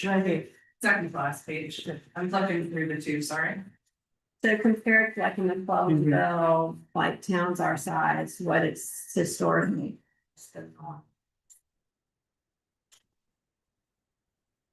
Do any, you may not know, fine. It's just a. Are most towns just doing the employer contribution? The towns that I have been with have been picking up the employee contribution as well. Okay. For all staff members, that's across the board, it's not picking and choosing, it's kind of one or the other. I have seen like other friends of mine in local government that they've picked up just the employer share, just because they have thousands of employees that it does become a little bit costly. Right. But smaller municipalities, I've seen the pickup of the employee contribution. I've also seen it as like a way to entice people to come. Hey, retirement insurance that are paying for it. But this is I wanted to show the different numbers of like what it would be for like total executive, total regular employees, the differences between the two, and in the budget, I've budgeted for, I believe, just the employer contribution, I don't think I did employer employee. Cause I wasn't sure of what the sense of council was. But that could be a discussion for today, for when we look at it, or at the May meeting, I would go through and say, based off of our budget, which I've made those amendments. And this is per month. This Yes. says 2648 and 3139 on monthly expenditures, and it's how you got to the 24 or no. I did that as an annual for 12 months. Okay. I believe I did it, I hope I did it for 12 months. But I know yours is broken out separately than the other one items. No, I actually just did that for 1 month. I have to make that change. For mine, I do apologize. That 24,470.55 is just for 1 month, I have to for that as well. So that's gonna change the amount that I'm gonna be putting into the reserve account. Once I make that adjustment. I do apologize for that.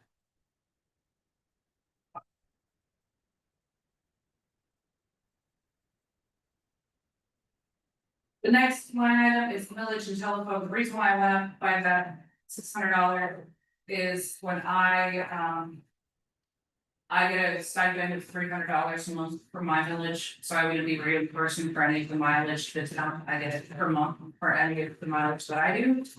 And then I included that on top of what anticipated mileage for the town council members.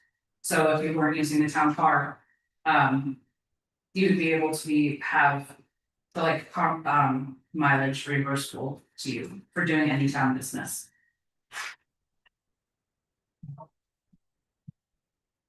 So that total executive expenses is going to go up because I have to change the PEO benefits and insurance line item, because I have to multiply that 24 by 12. What, is that? Oh, wait, no. Hang on, No. I did it right. Yeah. Because I based it off of my annual salary, so that is for the entire year. I am so sorry, so that, Right. So these things are identified by this hashtag DIV/O exclamation mark. No. the divided by 0 is because there were no benefits previous year. So the percentage change is you can't divide a number by 0, so that's why it's saying, hey, there's an error going on. Never. In lines things. Nothing to compare it to, so that's why that's there. We are live on YouTube, It's new. let's keep the explicit. Okay, wise guy. For the legal expenses, I did a just a 3% increase to just account for inflation. For both litigation expenses and town attorney, the litigation expense is definitely gonna go down because we're finalizing our lawsuit that's currently pending, and then we don't have any other pending ones that I'm aware of. Will Matt be providing an update in May on that? Yes.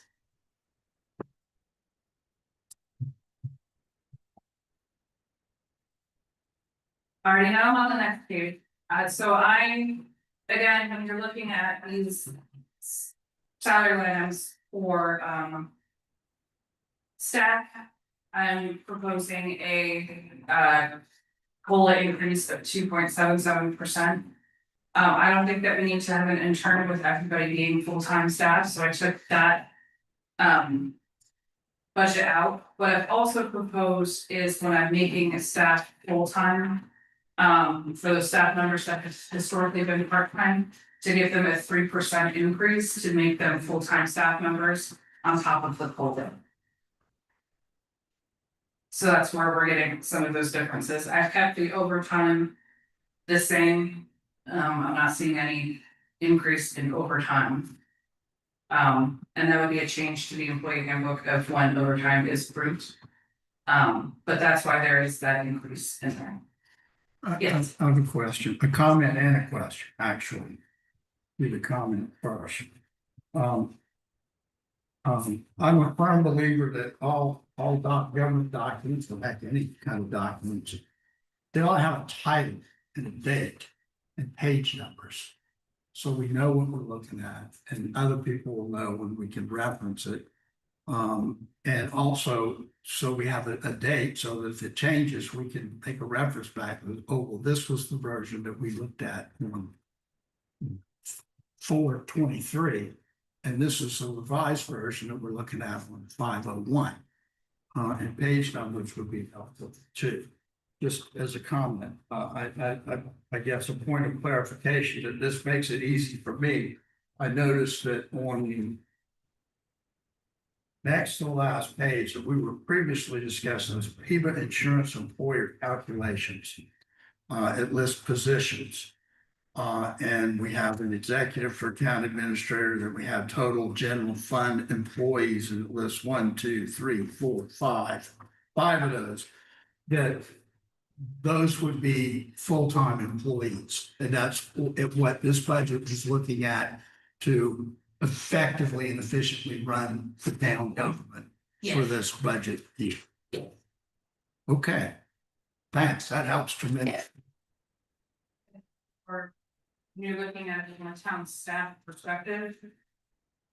I would be getting rid of, what I'll be going through for each of these, so we get to them, of some of them that are consultants. Getting rid of those consultants and changing them for full-time salaries. So those numbers are just put in for the annual year, but it's depending on when we actually get that person in the position, those numbers can change. Right.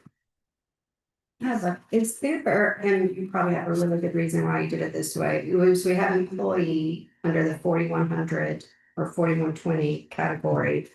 Why wouldn't the planning administrator, planning assistant be under that?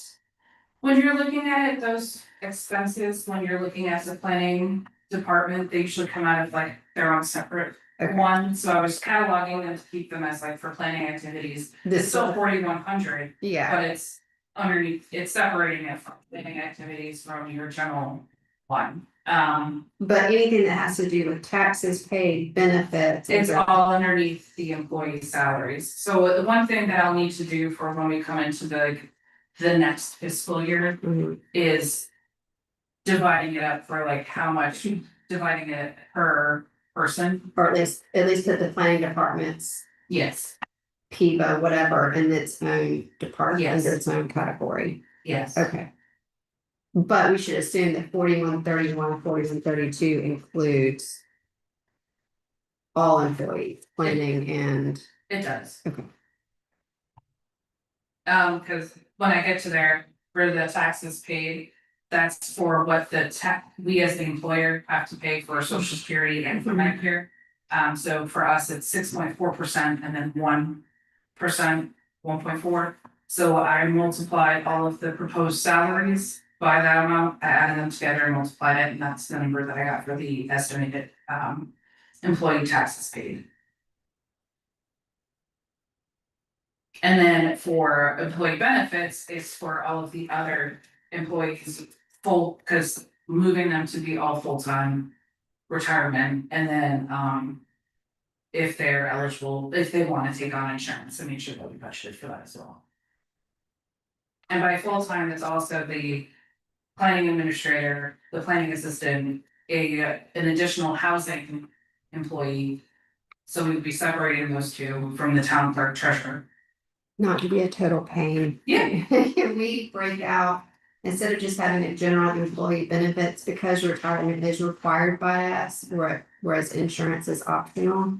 Could we not break that out? And because we know we have to pay retirement, but we may not have to pay insurance, if that makes sense. It does, would you like me to also do that for the other line items as well as breaking it up, separating it for? I mean, I think that would, Yeah. just for just for full detail, because I think it would also help once we start doing, when we start doing like just the monthly review of the budget, so even like the mid-year review, because you're gonna have an actual year to date. If we haven't hired a plan, if we haven't hired that position, there's gonna be a lot more money for that, and I don't think it would just help budget for dummies. One I'm here. talking about, so on line item 104132, we have just a larger category of employee benefits, but as Catherine explained, we're required to I contribute to understand, I retirement. understand that. I just didn't know. Yeah, I'm just asking her to break that out because, Excellent, great idea. yeah, I will do The that. more, the more detail, the more we can understand, the better. I will do that. So for planning activities, the planning contractor, I just decreased that to estimate approximately like 6 months worth, so I actually put like 75% to continue to have that planning consultant until we get a full-time planning administrator. What I might change that title. I'm literally looking at that person to be also our business license official, and also being our chief code enforcement officer. So that's why their salary is proposed to be higher, because they're gonna be handling more positions. What line are you on now? 104184. 184, I briefly claimed I didn't hear that. What was it? 104184 for the planning administrator. Okay, you had mentioned something about planning contractors, or That's did we not mention that? I don't know. I did briefly, so I have reduced that because I'm planning to do a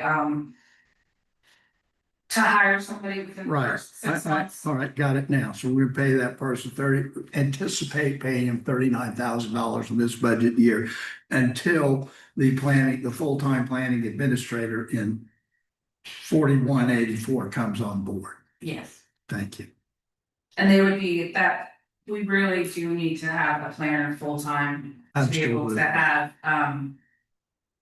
help our constituents with any questions that they would have, and just assisting to get us back on track for anything that the planning commission is recommending changes, and also implementing our comp plan.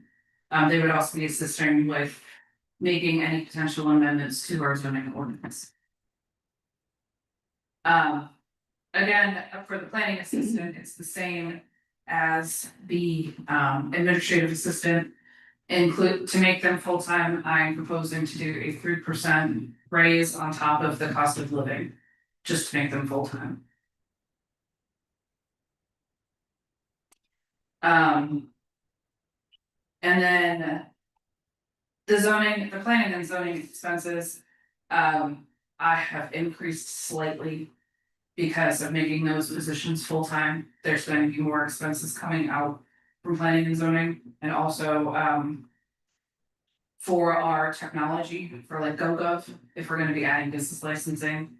I've made sure that we are covering for those costs out of that line item. What are the other expenses outside of GoFundMe? It was listed on the previous budget, and I kept it at 0 because we don't spend anything there. But if we did have to have like vending activities, so if we wanted to, No, under 4182, planning and zoning expenses, other than if we added additional software, what other expenses are included in that? Like, we're not breaking out their own paper and copiers, I guess I'm just curious, what are the expenses for the planning and zoning department that go beyond the software?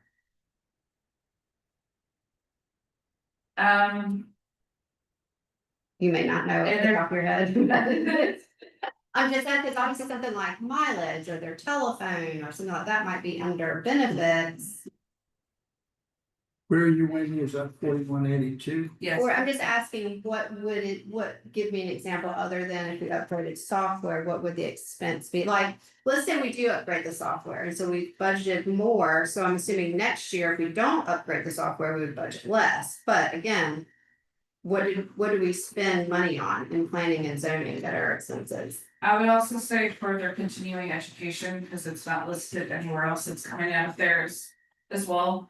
But I can do like That seems a lot. So I guess that's my question, and I'm sorry if I'm being like nitpicky. well, Like, for me, I think of expenses, it's like, when you say at the department's expenses, I'm thinking like.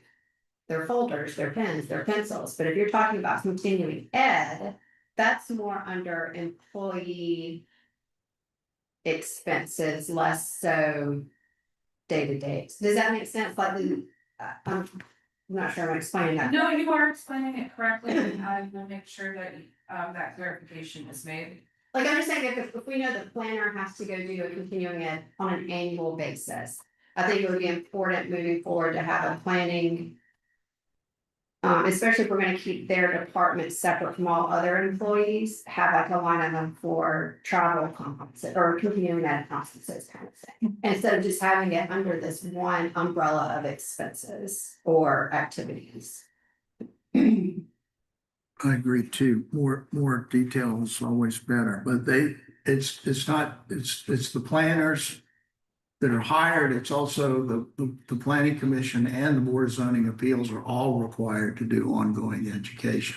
But that can be done here. They don't have to. Right, that wouldn't necessarily be an expense unless we have to pay something with the municipal association, but I'm just saying, when we know it's not gonna be here.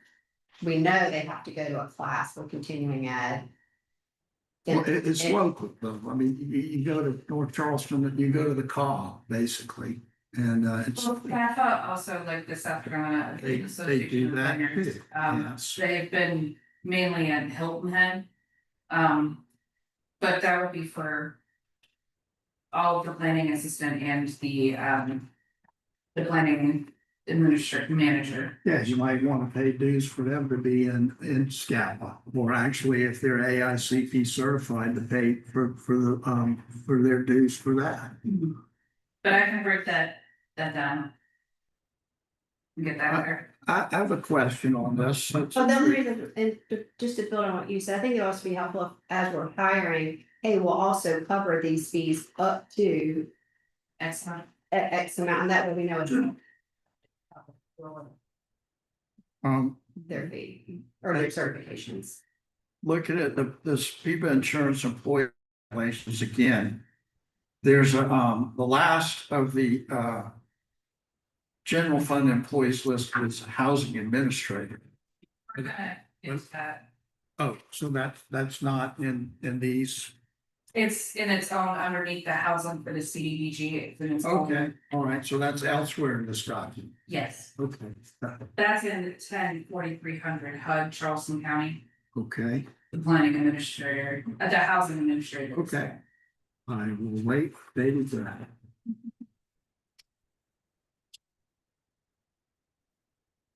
Any questions, or any suggestions, any more conversation about the planning activities section? Moving on, so this is our other general activities.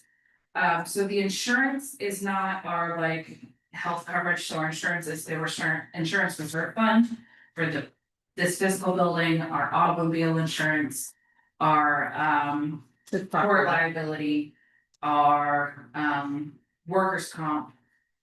Which is why I've increased that slightly for all gonna be full-time because it's based off of the salaries. Adding that in there. That's for the state, correct? State is actually, the town actually uses the Hartford, not the state. Oh, Is that cheaper? It's around the same cost, if I'm gonna be honest, between the state and the Hartford. Which is better? Which is better. Yeah, in your opinion. I mean, have you used the state elsewhere? Yeah, I have used the state, luckily. I haven't had to make a workers' comp, right? So I haven't, had to deal with that, but it's around the same cost coverage. I think that the town is just. I was gonna rock the boat about where we get our provided, insurance coverage, moving it off of it, cause I think it fits the need of the town. Yeah, I mean, my only concern, just because of my experience with it, is a private entity like the Hartford will just raise your rates, you know, whereas sometimes the state might be a little bit more understanding of where municipalities are and what they can afford. I don't know, but For the next budget year, I can look at a cost comparison of those different coverages between the state and the Hartford. Yeah. And that way I can have another breakdown detail of saying, hey, this is what the Hartford, this is what we paid last year, here's what we're looking at for this year, if we stay with the Hartford or if we move to the state. I also have found that, they cover less. You're paying more, getting less. But luckily, Yes. I've gone all over, we haven't had to do that. Dues and subscriptions, is increasing as well, we're moving everybody to full-time for like the municipal association, if we have the government financial officers association. And also the government financial officers South Carolina. Having all of our staff getting the necessary training, is really important, I feel like. In order to facilitate those needs, so I've increased it to accommodate for those staff members. Could you also please break up? Yeah. For you? This is another one I asked about last year, I think it's important to know. You know, Yeah. whatever, but because like even like what we said with the planner, if we have to pay anything specific for their certifications, it would be nice to be able to. Tag that into this is exactly what the planning department, Yes. yes. Donations is what the town has historically done for Bulls Bay and also for the teacher appreciation. Those kind of donations, I don't anticipate the costs going up for like town donations. Would you like this also broken out into the individual organizations?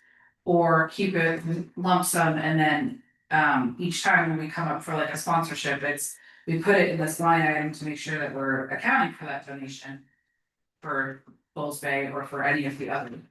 I mean, I'm always gonna ask for more detail and then maybe just add a third one for other, if something comes up, because then we. Sponsor something with some bike groups or something. We do. We did some, there was some other random one. I mean, so there's two different bike activities. There's the annual one that happened a couple of weekends ago where they use the park. They come historically in like September to request to have that done, and then we also. And please correct me if I'm wrong, the MUSC comes and does a big bike race and we also are sponsored of that. I mean, I think if we historically are doing the same ones year over year, we should list those out and then just have another category. Will do.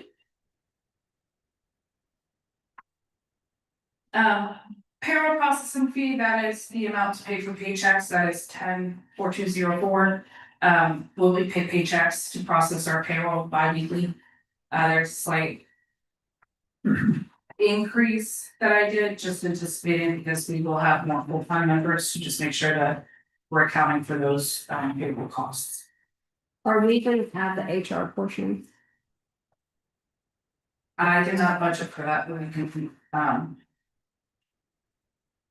I can have that number provided.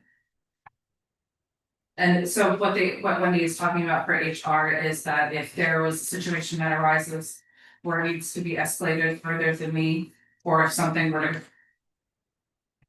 There was a situation also involving me, there would be an HR specialist through Paychecks that employees could reach out and speak with. And they would handle it, they would reach out to me as their supervisor, they would then talk with the employee. And they would be kind of making those recommendations from the HR basis, it would be an added cost.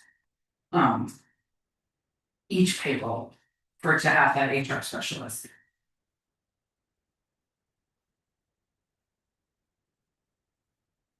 Office supplies, I increased by 15% because we're gonna have more people using our office supplies, pens, paper, printing.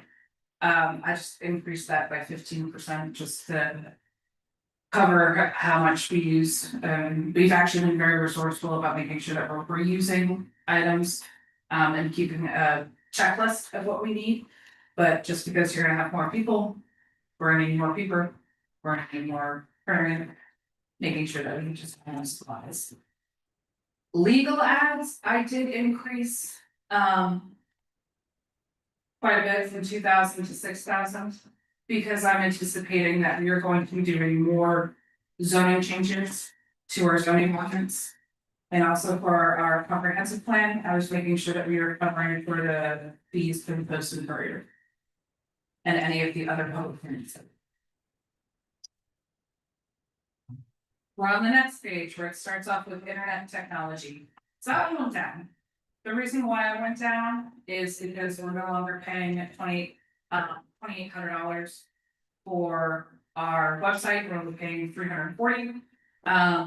We also don't have the implementation fees C3 anymore coming out, so I did that per month. That also decreased our T-Mobile bill. Got rid of some items that we no longer were using that were on our bill. And we're also, there's another decrease too that I cut out for some of our forms as well that we were using, and we've kind of streamlined it altogether, so that's why there is a decrease in that.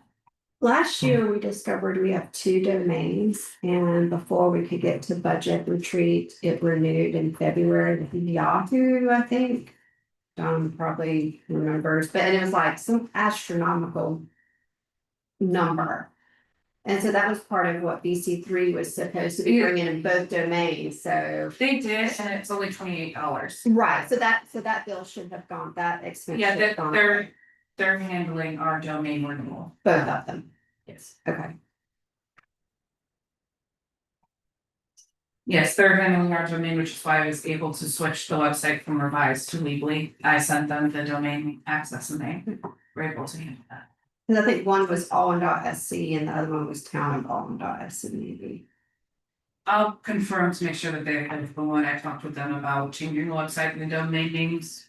That they have the ones on file. Cause that was the other thing, whichever one we're not using should at least point to.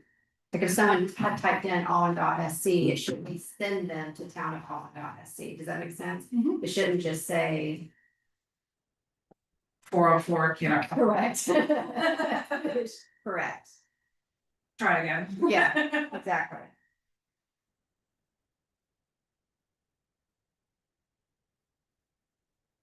But any questions on that? Good work. Building plant maintenance, it is increasing. So this again covers all of the landscaping. It also covers building improvements. It would also cover our housekeeping expenses.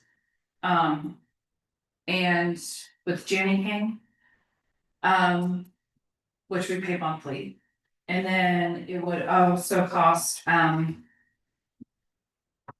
covered to like pay for the plants outside as well, which I think everybody can appreciate that they look beautiful. Thank you, Mary Green. The mayor goes out, she picks out plants, and then we hire somebody that puts them in, and I think they do an excellent job. And we get, we change them each season. And then, I also increased it just because of potential anticipated needs after we fix all of our current problems that we have.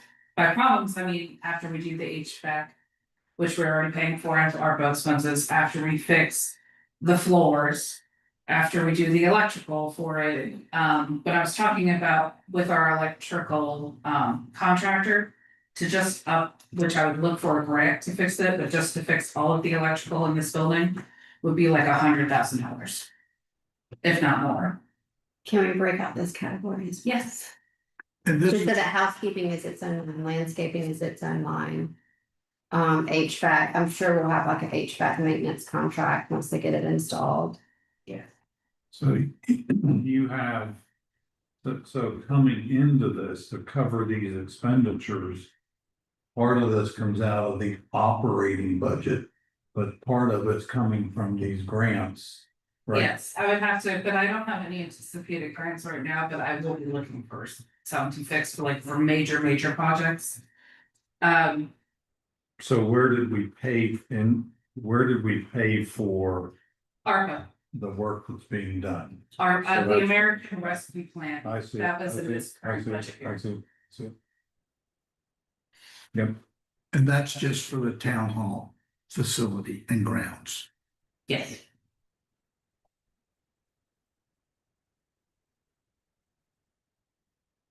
Now, all of these ones.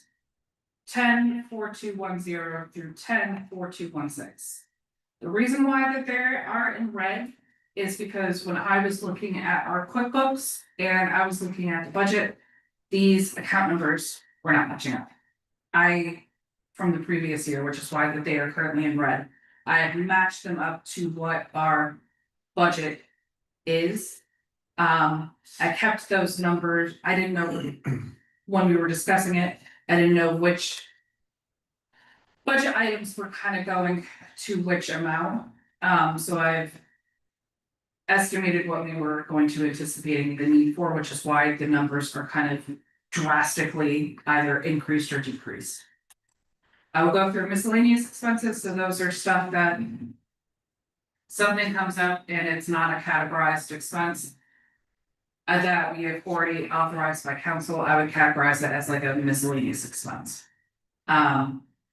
Which we don't have that much of, and so it's just kind of like a placeholder, I increased it by 3% to cover for the cost of inflation. Computer office and equipment, the reason why it is so high is because we do need to purchase new equipment, not only for the two members coming in, so our planning manager and our housing administrator. But some of the equipment that we currently have is outdated. For instance, our administrative assistant's computer is so old for the new technology that is currently on, it is operating slow. And it is hanging up. And so we need to replace that equipment in order to make sure that they are operating to their best capability. It also helps, we have office chairs and stuff like that, and that would be where that line item is coming out of. Currently, I don't see us needing to purchase new office chairs. Or new desks, because we have spaces for them already where we can put them. But it's mainly to help cover for the computers.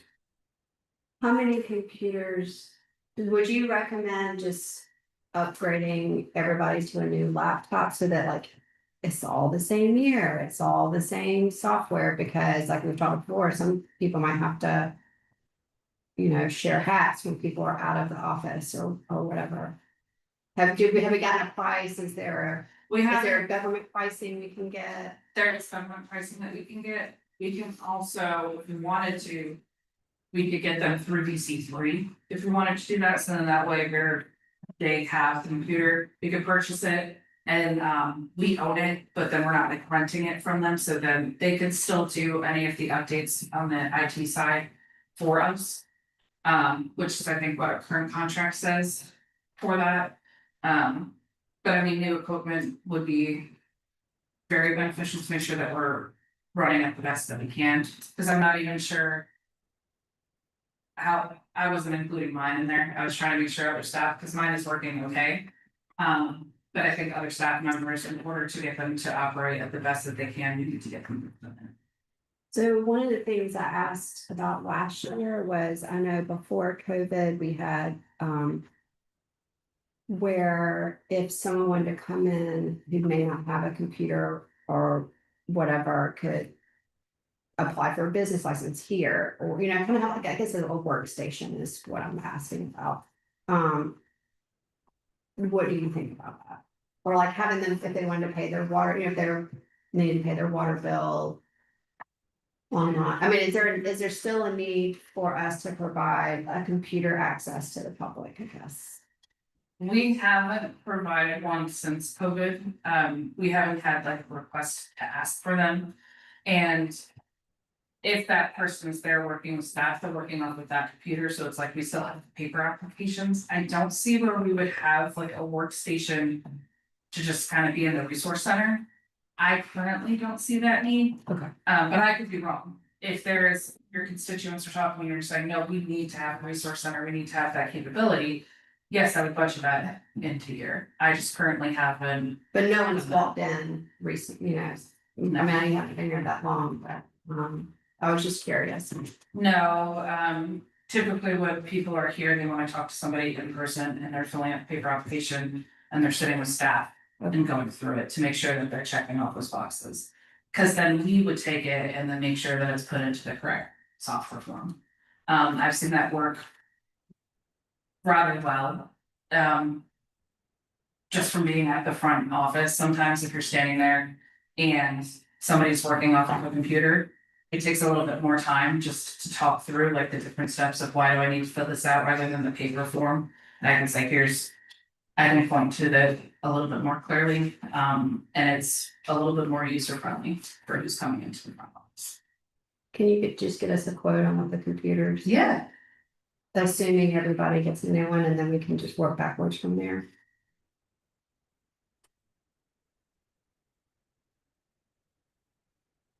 I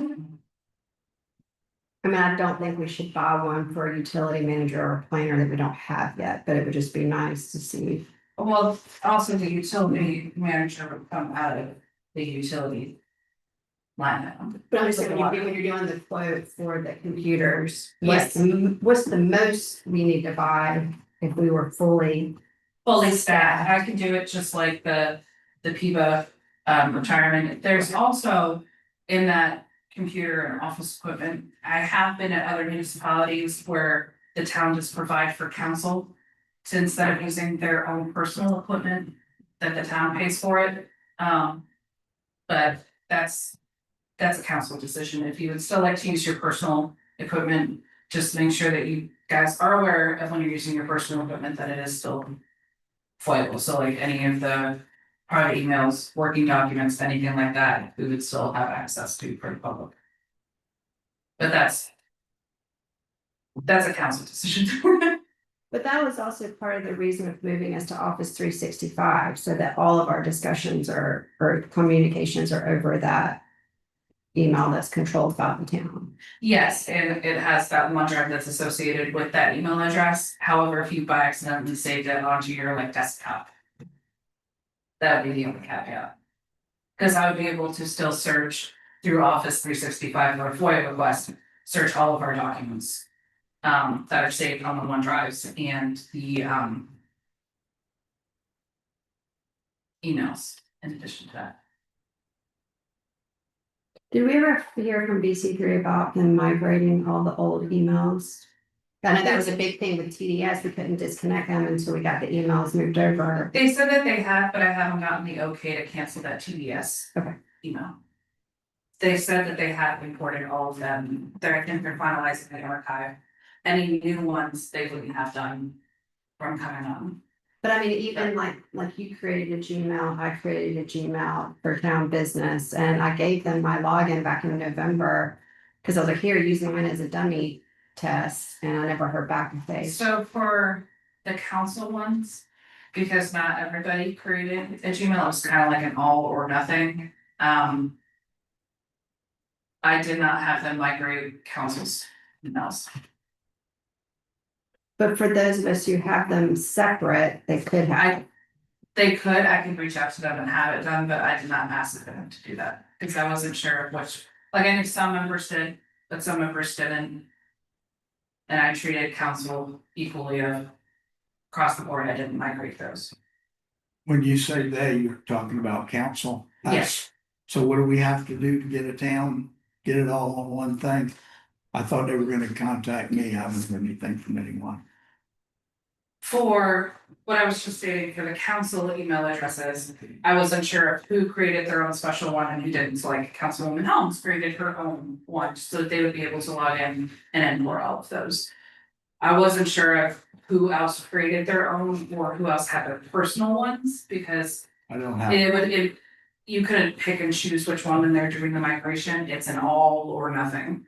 So like by all or nothing, I mean like your entire email box would then be on the town server if it was a private email address. Right, but what I'm saying is that they could have done mine. I think you did a town, so they could have imported ours, because I only had town stuff on that Gmail address. I only used it for town business, and you think you only used yours. And even when someone emailed me at my personal address, I would forward it so that there would be a record in my town email. Could we, like, here, what if? What if yesterday somebody came in and said, we want all the email record emails that everybody on council and sent. I mean, what would a request look like? Maybe for a specific period of time, is that? Well, for a specific period of time would be very beneficial, because then I would know what your parameters are for. Right. Just so y'all know, they're gonna be hauling plywood through here to work on the flooring. I'm surprised. Thank you, Ron. So let's say you came to me and said, hey, Paul, they've requested all of your council-related emails since day one that you've been on council. So they would have to go to this new address that I have, right? And go back. It wouldn't be them, it would be the staff member, so like me or the town clerk would be conducting the email search. And we Okay. would set the parameters to whatever they're like asking for. For like if it's a very specific request, it's a little bit easier to find instead of just like a data dump. Because then we have to include it in that staff cost, would not only be the time for me to research it. But it would also be the time that it would take for me to redact any personal information per the state law. Because I'm not just gonna hand over a file and say, here you go, because there's personal information from whoever else is emailing you, and also if there's any attorney-client privilege. Taking those out, so like anytime that you have emailed our attorney and it's internal to our organization, then it's not foilable. There's other. I know I just went through a little bit of a sidetrack, but that would be where they would be paying us for me to search through your emails, because it would be over 2 hours for me to do that. I've done it before where sometimes it took me like 20 hours to do one request at my hourly rate, And who's they? Who would be the paying? requester, Okay, all right, and we would also request to have a deposit, and that's by state law. that's interesting, okay. The staff member that is completing the request. That's the hourly rate that you would pay. And that 2 hours is typically ones that I've seen for those. So if Like, it's somebody like the comes minimum, so if in, it takes me less than 2 hours, it's free, like I'd say, here you go, it's been redacted and here's. What you've requested, as long as it's not commercial solicitation, so when people come in here and ask for information, as long as it's like meeting minutes, I wanna charge for those, because those are related, right? okay, Or agendas, but if you're asking for very specific. I want the entire history, all email communications on a development. That could take time, because we're not only pulling the permit that we have in-house, but searching through all of those various email addresses and any communication, the more narrow the scope it is, the better. so have we historically charged anybody for information? Yes. Okay. Yeah.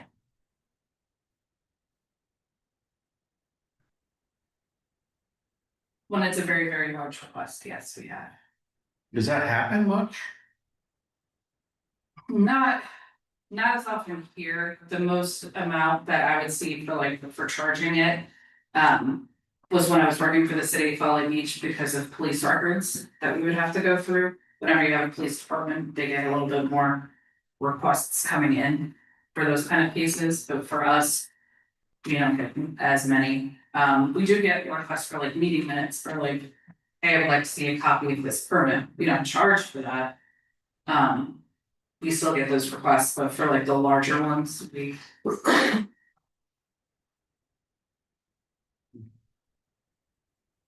That's the very extreme. Good information. Utilities, I did increase, just because we're gonna have more people here, so we're pulling power a little bit more. We will become more energy efficient once we have that HVAC installed. And because then we're not running off of various space heaters or fans or anything like that. But since we are gonna have more people here, we're gonna be using a little bit more power. I just anticipated for those costs. And flushing the toilet just a little bit more. So, because utilities also covers for like, well, no. If, I take that back. Just like the power to be able to flush the toilet is what I meant to get there. Accounting line item, we will be doing, our auditors will be here next week to be conducting our 2023 audit. And then we are going to be moving into the 2024-2025. So it'll be bleeding over for 2 audits, and then we'll be back on track for having them done annually. Nice. We also accounted for, I think we pay like for QuickBooks Online. $50 a month in order to have it, so that's also included in that accounting fee. Postage and shipping went down just because of our mailers that we send out, and we're not sending out $13,500 for postage and shipping, so I decreased that to 4,000. I'm sorry. Can we please break out accounting to just show, because I think it would be important with the auditors or the accountants. Or however we're listing them, if we budget a certain amount for them and then it goes over, or like if QuickBooks, as they tend to do from time to time, increase their subscription costs. I think it would be beneficial to break out, because those are 2 different, very specific expenses. 4213. Because if you just said accounting, I would just assume you were talking about the auditors. I wouldn't have thought that QuickBooks subscription was underneath that. I'm curious, what we're looking at here, is this right out of QuickBooks? Or is this QuickBooks to Excel to, QuickBooks to Excel to me looking at it to make sure that are there potentially, so under accounting, are there some lines that you hid that we could just hide? no, I'll change it to make sure that they're like accurately put out. Okay, all right. I can find it all. The elections I did go up on because I know that the county has increased their costs and we are in an election year. I did reach out to the county to get an exact number because I also talked with McClellanville about that because they increased their cost.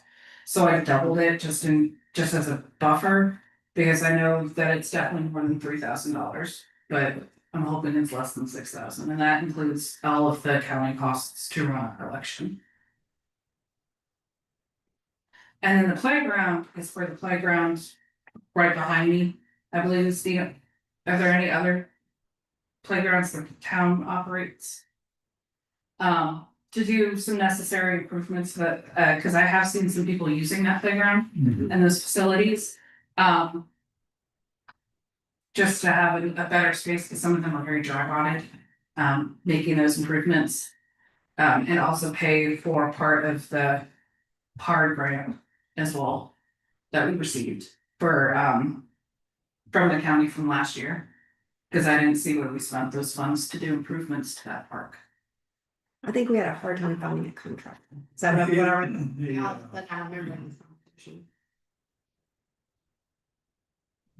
Yeah, I don't understand, I mean, do they have to have a commercial license? Oftentimes, don't towns just kind of get a volunteer group that comes in and helps them out? I know we've had the pressure wash guy went in and donated his services on the system. I don't know, we don't need to go off on that rabbit trail here, but. I think for those kind of improvements, so like pressure washing, it's not Kind of maintenance. kind of stuff, I could see that, but for like, if you're actually physically building it, yes, the state comes down and says that it doesn't need like be a commercial grade contractor. So there would be like a GC license with the Yeah. LLR. Cause we ran into that as well with every single municipality I've been to, cause there's some very good local contractors and residential builders that would be like, yeah, I know that they do excellent work. Let's hire them, let's get them out here, but then the state comes in and says that they need to have that GC license. Yeah. I took out ads, because we were budgeting for the legal ads, which is the main ads that we do. I wasn't sure of where this other advertisement that we were paying for, so I took that out of the budget. And deleting, I propose to delete that line item to streamline it to go all back into legal ads. The town Chevrolet and SUV maintenance, I kept it the same to keep our tune-ups working on that car. And also pay for the gas mileage as well. The line of credit interest expense. The reason why it's zero, so I've been talking with our bank and they're actually moving us off of our business line of credit and moving us to a government account. What that means for us, which is a bonus, is that they're not gonna be charging us this interest expense to have a line of credit in case of an emergency. What we need to provide them is just our audit reports, and they're gonna keep our line of credit at the same amount, but we're no longer going to be paying that interest expense. So we are saving $13,000 a year. So this is an operating line? Yes, so this would be category 5 hurricane comes in, knocks everything out. We are taking all of our revenues and we need to have cash readily on hand. And I'm running out of money. We have that line of expense with the bank that they would be able to give us a credit line. So how often have we, Never. never, It's like it's a safe, we paid Safeguard. $13,000 to just have that available? yes. An operating line is more like if there's income that you typically get every quarter, right? So you have expenses though that every month are hitting you, so your cash flow goes negative sometimes, and that's what an operating does for you. So this isn't really, this is just an emergency fund. Emergencies for, and I just used hurricanes because we are in a hurricane prone area, but this could also cover if we had fire. We need to start paying it. If we had a tornado, we had any kind of emergency. And we need to have quick, readily available on hand. We're burning through. Okay. And it'll also probably come in handy if there was a category 5. When we were talking about federally, the municipal association has said that do not look at for FEMA reimbursements this year. Which will hit the Charleston area and the Low Country pretty hard, but that's gonna be something that we're gonna have to just keep an eye out for. Okay. Good, fine. I didn't think that we had any other special projects or consulting fees, so that also went down to 0. Same with consulting firm fees. Went down to 0, because you're not paying for a consultant anymore to be your own administrator. And those are all our. When you add it all up, our general activities is $475,038, so a 5% increase overall. Any questions, comments? You'll see the American Rescue Plan Act is 0. We've obligated all of our funds, we are going to be spending all of our funds by the end of this fiscal year. So I'm not budgeting any expense next year coming out of ARPA. That's why it's 0. Now we're going into Charleston County for our housing program. So I propose to create a full-time housing administrator that would handle all of our housing projects. So they would be handling from start to finish, all of the county reporting, all of the bid process, follow-ups, everything that is related to a housing project. They would be handling it. We are then getting reimbursed by the county and putting that in for expending all of those funds that I put in the revenues out of the expenditures for those projects for $145,280. And then there would be none for ARPA expenditures because we've already obligated and spent those funds. Couple of questions. So the $25,000 is a full-time employee to do this work. Yes. Is that sufficient to cover that position? Let's see that. It could be rather low, but I think that for somebody to start off, I think it's a good amount. We could Okay. have a compensation study done for the town to just make sure that we are paying our employees the correct amount. And the other question, I guess, is that comes out of the town's budget. Though. We can't use any of the grant money to pay for administrative or employee expenses, correct? That just, the grant money just goes straight to physical housing improvements? Or can it be used for administrative or paying employees, things of that nature? I might defer to Ms. Donna or Mayor Green specifically on that one. 20,000. They'll only reimburse up to 20,000. No. I did, what now? They will only reimburse for that housing person. Admin. Admin up to 20,000. Okay, so Taking then the we don't be 20,000. paying them $5,000. Correct? Yes. Am I understanding that correctly? Yes. Okay, well, I'm glad I asked the question then. Yes. How many hours? I know you said it's full time, but how many hours is? In order to spend the money like we were going to, it will need to take that 36 hours in order to sufficiently bid for those projects. Making sure that all of the paperwork is submitted to the county in a timely manner. And just so that that person is solely dedicated to that position, so that when people come in and ask questions, they are the knowledgeable expert. And it is a need that we will need to have. I think, because then that way we can work better with the county. Not to say that staff is not doing an excellent job, but to help split some of those duties from the person who's doing it, I would say that you need to have that full-time person. Are town personnel involved in other types of housing grant or rehabilitation endeavors besides the county grant program? Not that I'm aware of, it's been, Yes, we are. oh, we are, USDA and, cat agencies, Can we get some more information on that? like, Anything, I mean, you know, what does the town do in that regard? And what are we obligated to do? Are we actually a part of that? The way I understand the USDA stuff is it's between the individual homeowner and the federal agency issuing the grant. we make referrals. And what is a referral? What do you mean? I'm unsure. They send the applications to us. We make the announcement and the people come and pick up the application and send it back to them. So we kind of We're are facilitating. counseling, we're facilitating.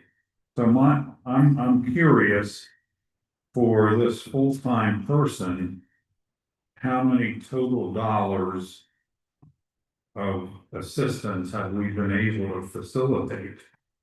We don't get monies from USDA. Right, So, it doesn't come through yeah. us, No, but we facilitated it. We were involved in that person getting money. I mean, is it $1 million? Is it a couple $100,000? it all depends on the project. If they apply for a new home, that's about 500,000. But that goes directly, once the application is completed, it goes to USDA. Yeah, And then with Palmetto Cat, we just reference that person to Palmetto Cat to do the work. We don't hear from them anymore until the work is done. okay. What's the referral process? What does that look like? Who, like, is there a committee? Is it just you, Donna, that makes the referral? And what are the They do like like, requirements, I guess? Like, hey, yeah, they filled out their paperwork, or if it goes over budget, they have a contingency fund. I guess, what is the requirements to make a referral? they come in, do an application. Mhm. Application goes directly to Palmetto Cat. they take it over from there. No, you just said we make referrals. Did I mishear that? To USDA? Yes, you make referrals to USDA Right, what's that process? application process. They come down here, they interview the clients that we have on the list, and they make the decisions. So, The Wait. USDA comes here? or Yes. Are we spending town resources doing this? So we're Are not we making a involved? referral, we're just helping them with the application. Why are we? We do the application. I We help think them because with it's the also, application. and correct me if I'm wrong, but these other organizations might be able to pick up something that CDBG might not be able to do. Right, But we're not actually making a referral, oh, you should give this money to this person over this project or for this project. We're just really part of the application process, not the referral process. Oh, well, I just said it that way. well, I mean, words matter. I mean, Yeah, if they I just said it that way. referring, that's I how have referred, yes, I have. referred people to us help them with the application, or you referred USDA, I think you should approve this project. No, I can't tell them that. I Right. Right, so you're referring them to Donna, like, here, Miss Donna can help you with your application. Yes, or I could tell, USDA to come down and do a workshop. Right, yeah, that's. I think that's a service that we should and can provide. Hey, we're gonna have a workshop. Yeah. We're gonna have an heirs property workshop Yes. here. Yes, So that's, these are programs that we're familiar with. So that then we can encourage citizens to take advantage. yeah, we work with Cat, we work with East Cooper Outreach, Yeah, we work with, Habitat, and we work with, what's the other one, the project, Anybody who will assist, once CDBG has already given all that they can give, because a lot of homes are worse off than CDBG can help. So Operation Home, yeah, they'll all provide their application to us. They can come in and fill out the application, we can either fax it or email it back, that's the extent of what we do. okay. So how much of that, of those 37 hours would all of this encompass? It sounds like to me there's a lot more than this, than just managing that, however much money the county gives the town. Or makes available to the town for reimbursement. There's a lot more staff time involved in this whole housing endeavor. My understanding, my experience, I mean, I've recommended USDA financing for people that are trying to buy homes. Sure, you can get it with no down payment. My experience is there's more paper shuffle. oh, yes. So involved it's in these a things. significant amount of staff involvement and utilizing Yeah, town I guess resources what to I, do you know, this. what I'd like to understand is can we even offer more assistance? Or is this gonna just barely, with what we're doing now, keep our head above water? Well, it's seasonal too, because Yeah. in June, you start with your, air conditionings. Okay. Cool breeze. Cool breeze. Yeah, And then Operation Home has air conditionings as well. So, so in those, like the Operation Cool Breeze, do we give them a list that says, hey, here's a dozen people that you need to give air conditioners to? We make that determination? we send a list to them and they make the Okay, determination. okay. Well, I guess. Because really, our list just comes from application, like, if only 10 people showed up, we're gonna send them the list of all 10 people, we're not gonna be like, No, no, only 5, go. Like, we're just gonna give them the full list of people who come in and fill out applications and they make a determination. But if a local, if a citizen hears, if we say, hey, we're Operation Cool Breeze. So a citizen thinks, okay, well, this might be an option, if that citizen goes online, searches Operation Cool Breeze, can they do all this themselves? If it's out there, yes. So they don't need us. We're just aware of these services, these assistance programs that are available. Yes, And- but and we- and normally we're- they'll go through a municipality or a senior center. I'm sorry, they normally do though, go through. Okay, And that's the same thing when we do heaters or blank, what do we do don't we do something in the winter too? Eaters. Heaters, it's the same Yes. process. Okay. So it seemingly it does involve a fairly significant amount of staff time. Yes, it does. So there again, I mean, I think all that should be reflected in the budget. And I can increase that. and I don't know, but that's one of the reasons why I asked was, you know, it's a full-time position, it's $25,000, but it appears that, well, let me ask this then, I guess. The county will reimburse up to 20,000 for its grant stuff. But the administration of their grant. so if we're gonna, and if they'll, I mean, how does that work with all the other staff time involved in these other endeavors?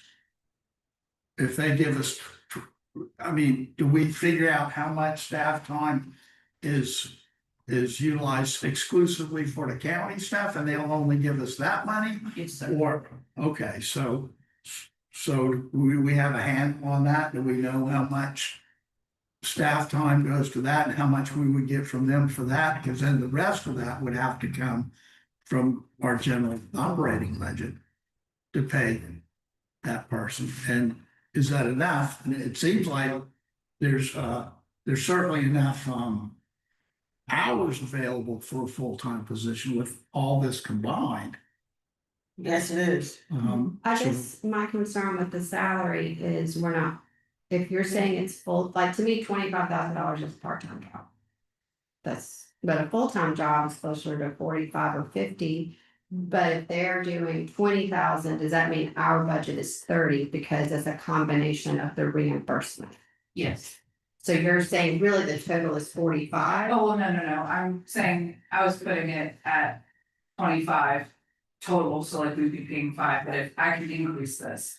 I mean, I guess that's just my concern. We're gonna create this position, but no one's gonna. Look, if you can find someone who works full-time for $25,000, like. I No, especially with what we're hearing. mean, the it's cost of living involved. is so high, I mean, when I started at the city of Follow Beach full-time, yes, I was making close to that. yeah. But I mean, also to come. I don't know, just, It entails a lot of work. huh? Yeah, It is, that's what I'm saying, like, we're asking a lot of work, I mean, and it's a government paperwork, which can be very tedious, and you have to have a love for that.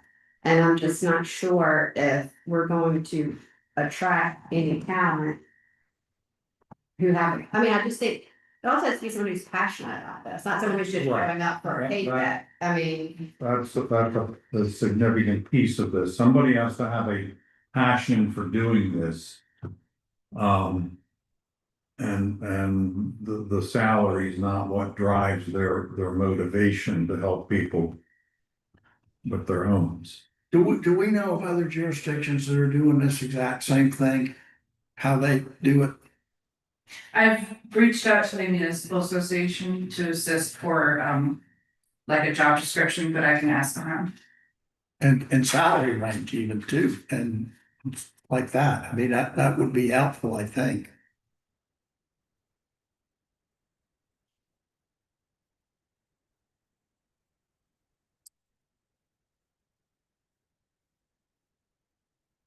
Any other questions related to housing?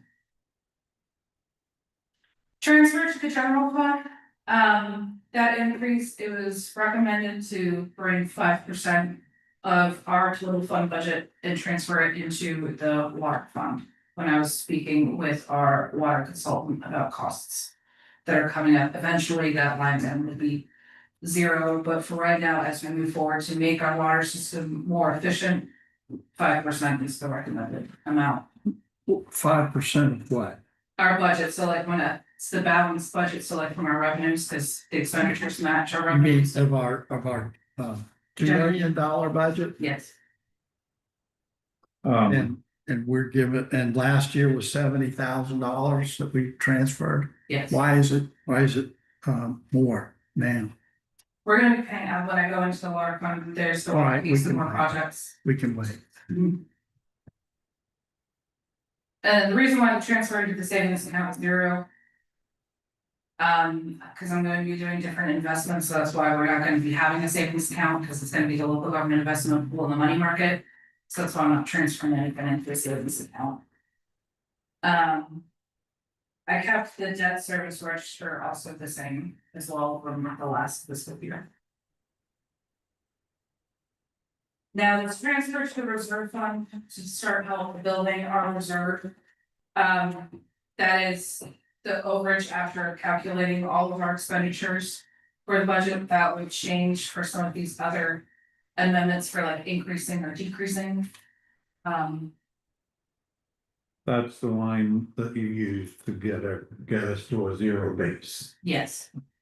To help start building our reserves, to help us in the future, so as we start planning for different projects and help building that reserve fund. That'll keep increasing, cause that money will keep staying into the budget year, like into that fund itself. So that if we ever needed to pull from our reserves, I can pull from that total fund balance.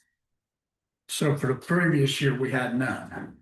And for this current budget year, we're looking at 122,000 change.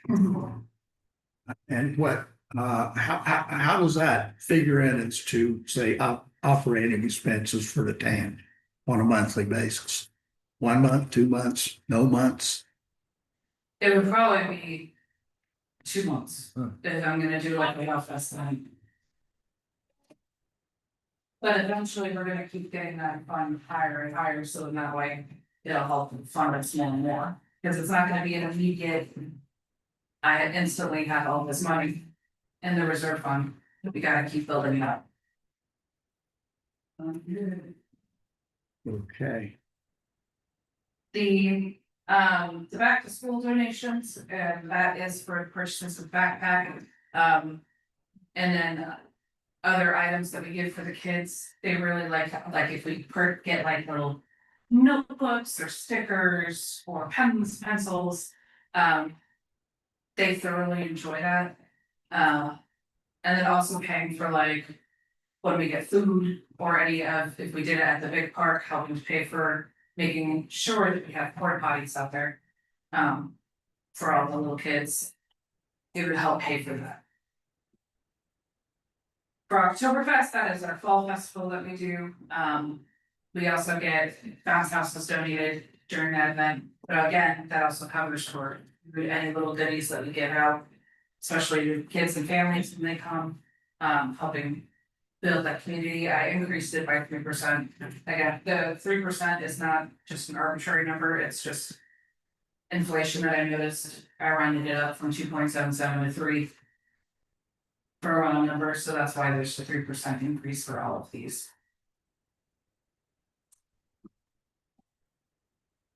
Any questions? Can we go ahead and add the Easter egg on? Yeah. Yes, since we plan to do that every year. Yeah. I mean, still keep the other, but. Will do.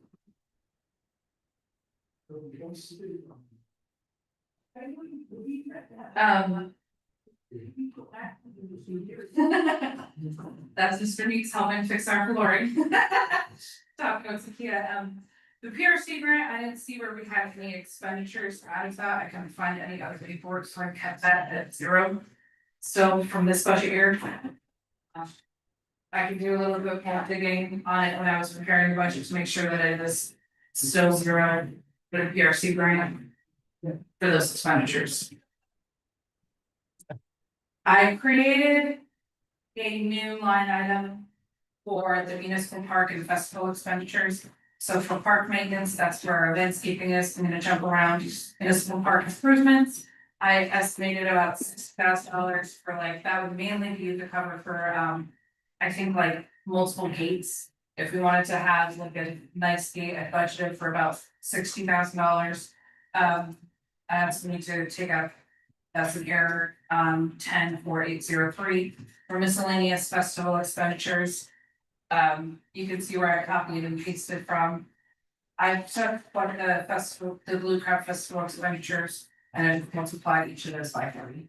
For the 3 events, for the planning and advertising, then for the food and equipment rental and any other miscellaneous expenses related to the festivals.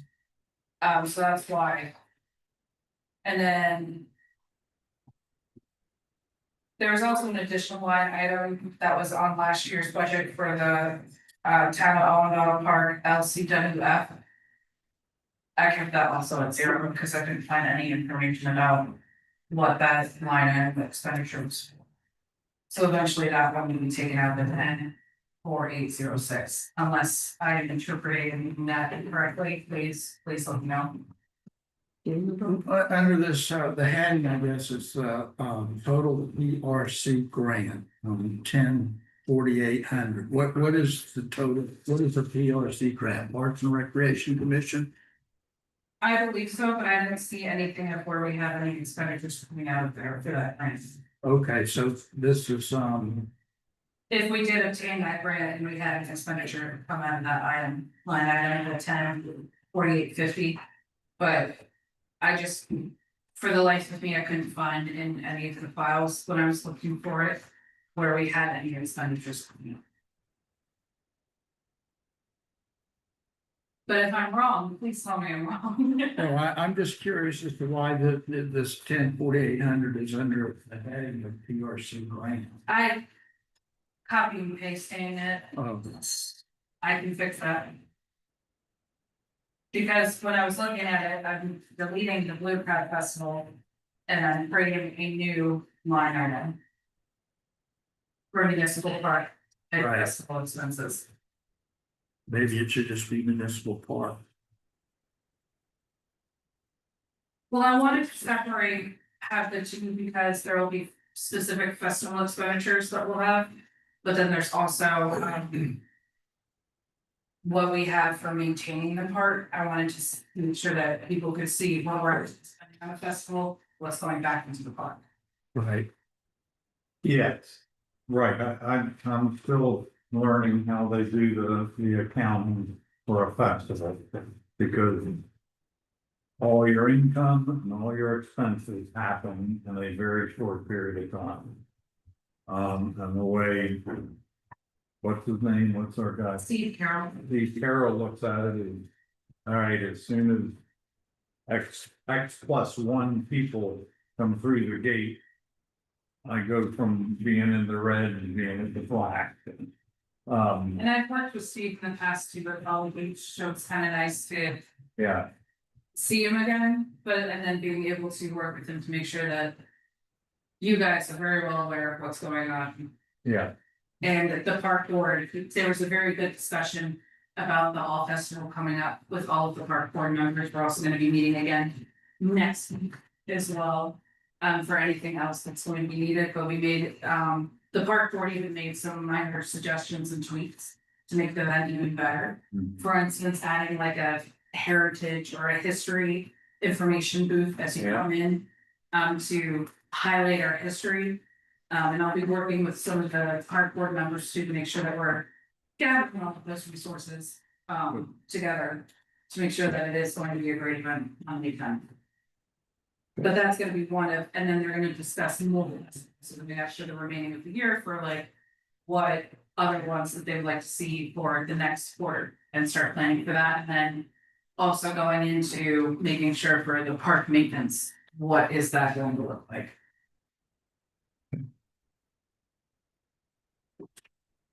So that ties into the next expenditure line item, I just deleted the 10,4900, that is all you taken home. Now 10,5,000. We do have. Part of that greenway, the East Coast Greenway. 10,5,001. where we do need to be making improvements, and I believe that there was grant funding to help do it, but with the COG, because we are like a poster child for that. But I didn't see any like current expenditures out of this fiscal year for the $150,000 that put it back in to continue the East Coast Greenway. Was that correct or was that incorrect?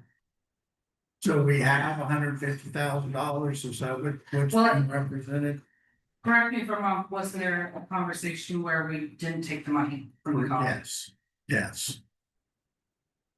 I would propose that we ask for that money back to continue to do improvements to the East Coast Greenway. Except the improvements they were asking for was us to build bridges and make updates to highways. It's not as, Yeah, what? the 150 was a drop in the bucket to what we were expected to pay.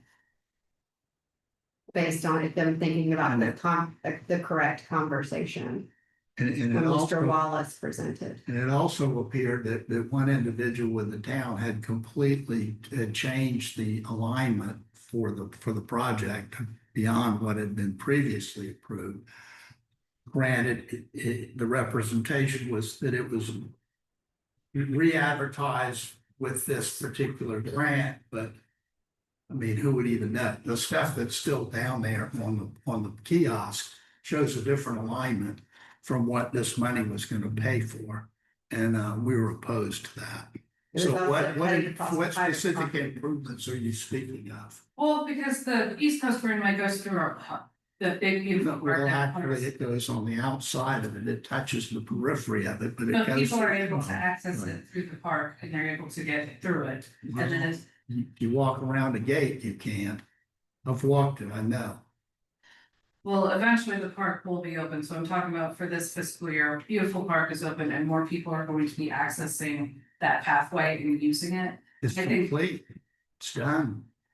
Well, I mean, if you're asking to use it for maintenance, but what we were presented was it was gonna be we were gonna have to go through private property owners, like, it was a little bit more complicated. I could do more research on it, but I think that because people are using it, I think that we should probably bring it back to, So are you talking about building new trail or are you talking about enhancing what's there now existing? enhancing it to making it more what is currently existing, enhancing it, and I could do more research for like. Please do, different but grants. that, because and But I I wouldn't go over what is currently budgeted, so like this would be, don't even know we need that much. There are a number of benches along it and all of a sudden they stop. And I can only imagine that there was no money to complete that aspect of it.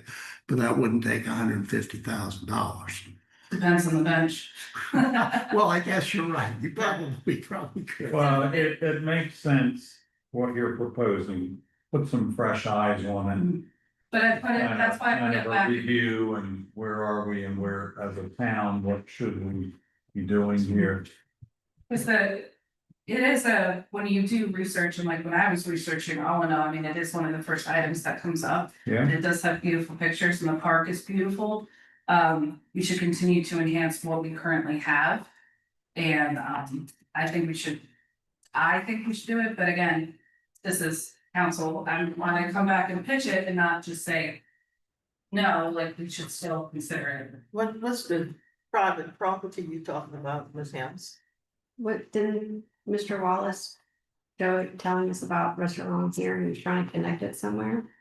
There's good bit of private property that's currently involved in it. He was working on additional private property owners. The piece up here, the White Door track has a 50-foot easement, recorded plat for the East Coast Greenway on it. The Crescent Homes piece up here on Seawee Road that they're now starting to work on has a 50-foot strip bit along the back of it that is dedicated to the Greenway. However, 30 feet of it is a Charleston County drainage easement, so effectively it's only really 20 feet.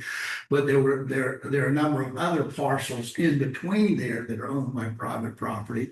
One of the biggest was Joe Rice, which he had not up until last time been able to work any type of deal with, and there were some other folks too. So we don't even know if that can be completed, that part of it can be completed. It's not not there yet. The part that this money, and my understanding was for the piece that was gonna contact from where the kiosk is on Door Road that forms the trailhead that goes behind the town park down to the Seawee Shell Ring Circle Trail.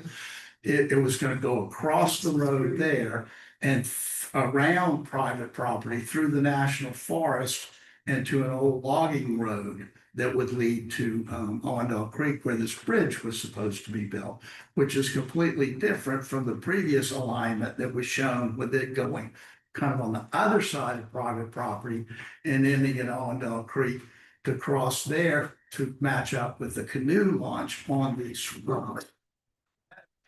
on the other side of the Allendale Creek. All of which I think, well, not think, we said we didn't want that. We as a council voted not to do that. So if this $150,000 can be done for something else, perhaps, but it really doesn't make any sense to improve, a trail that doesn't really, I don't know, it's a council decision, it doesn't really go anywhere. We could, you're talking about improving a strip on the white door track, but it just goes to the end of their property and then it stops. You could walk down their property, turn around and come back. Same thing with the Crescent Homes piece out on Seawee Road. You could get on it at Seawee Road, walk the few hundred feet to the end of their property line and turn around and walk back. Which is the Crescent Home? Which Right one? next to you. That's Crescent. 90 houses. You'd have some new neighbors for all. There was also some concerns where they were wanting us to, I mean, what if we came up with this money and then a Cat 5 hurricane comes through? I mean, they were wanting us to build basically a pedestrian and suspension bridge over property that has been untouched. And there was some concerns about who's gonna be, that means the town is responsible for cleaning up the litter. The town is responsible for making sure the trail states, it was just gonna be a lot more expenditures than we were prepared to spend. It's a beautiful picture. I mean, it's a beautiful idea, but to commit the town for years to come for the maintenance of that, we did not feel was financially prudent.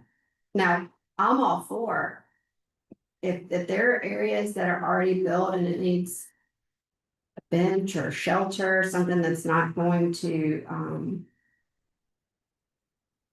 that's gonna keep it natural, I guess. I mean, I'm sure we all can support that. If it's just, we were being asked to do a lot of more man-made structures, which I personally felt was against what the idea of the trail was. And then one of the other things was doing something along Highway 17. You probably know exactly what I'm talking about. Yeah. Attaching it to like that bridge. I'm like, but that's a South Carolina DOT piece of, I mean, that's their bridge. I mean, all the hoops you'd have to jump through to attach a walking trail to that. It just was gonna take a lot of resources on our part. Yeah, so big picture, long term, I'm echoing all of what they said. We looked at this and said, okay, is this a priority for us? And the answer was no. Is this something we can pick up in the future? Possibly. Should we do that? But as she's saying, one of the problems we have is once we accept the money and then we do whatever we do, we're responsible for maintaining it forever. And there's a cost to that. And that cost isn't going down, it's going up. And yeah, the bridge across Allendale Creek, that's a killer for me. It's Just to look at. prohibitive cost. Actually, maybe a new idea, but like. I just don't think that I don't think that it should go away. This is kind of like. My little personal request, because I do love parks, maybe my little pet, but like. No, we all love the parks. I think our concern was they were making us to commit to phase 3 and we didn't like the concept of phase 3. We're not gonna build a suspension bridge, right? We're not gonna attach to the bridge on Highway 17. Yeah, in that it's contiguous or adjacent to the park. Yeah, we should potentially be involved, but then in that it adds to the section in the park that again, you go from point A to point B, but A and B don't attach to anything else. And I went off just exploring one afternoon. I mean, we have over 250,000 acres of Francis Marion Forest that we're adjacent to. There are miles upon miles upon miles of trails in the Francis Marion. I bet I was just exploring for 3 hours. And then granted, it was a weekday afternoon, but it was a nice day. I saw one other vehicle, and I'm talking about parked or, passed me in that time. It's a beautiful facility, but how many people are using it? And is that the best return of our energy and resources, to benefit people? I would just, if you could maybe find out what are the restrictions on this 150,000, what can it be used for? Is it tied only to phase 3 or whatever phase we were on? Or could we go back and do some improvements to what we already have? Will do. I think we need to kind of look at it and see if some. It's noted. Already, because the word is out that this is. Connecting. The East Coast Greenway. And I'd like to see it done, and I'm quite sure there's people here. That could proceed and bring back information. Mr. Baker was one of the ones that had a great interest in it. So was Ken Krause here. So I think you need to take a sharp look at it to continue the East Coast Greenway, not just to let it die. I also think that we have some great resources on the park board that also might be able to help with different trails. Yes, I mean, for one instance, there's a gentleman on the park board that has 27 years of park experience. He might be able to think of it from a different perspective rather Right. than an administrative. just don't let it die.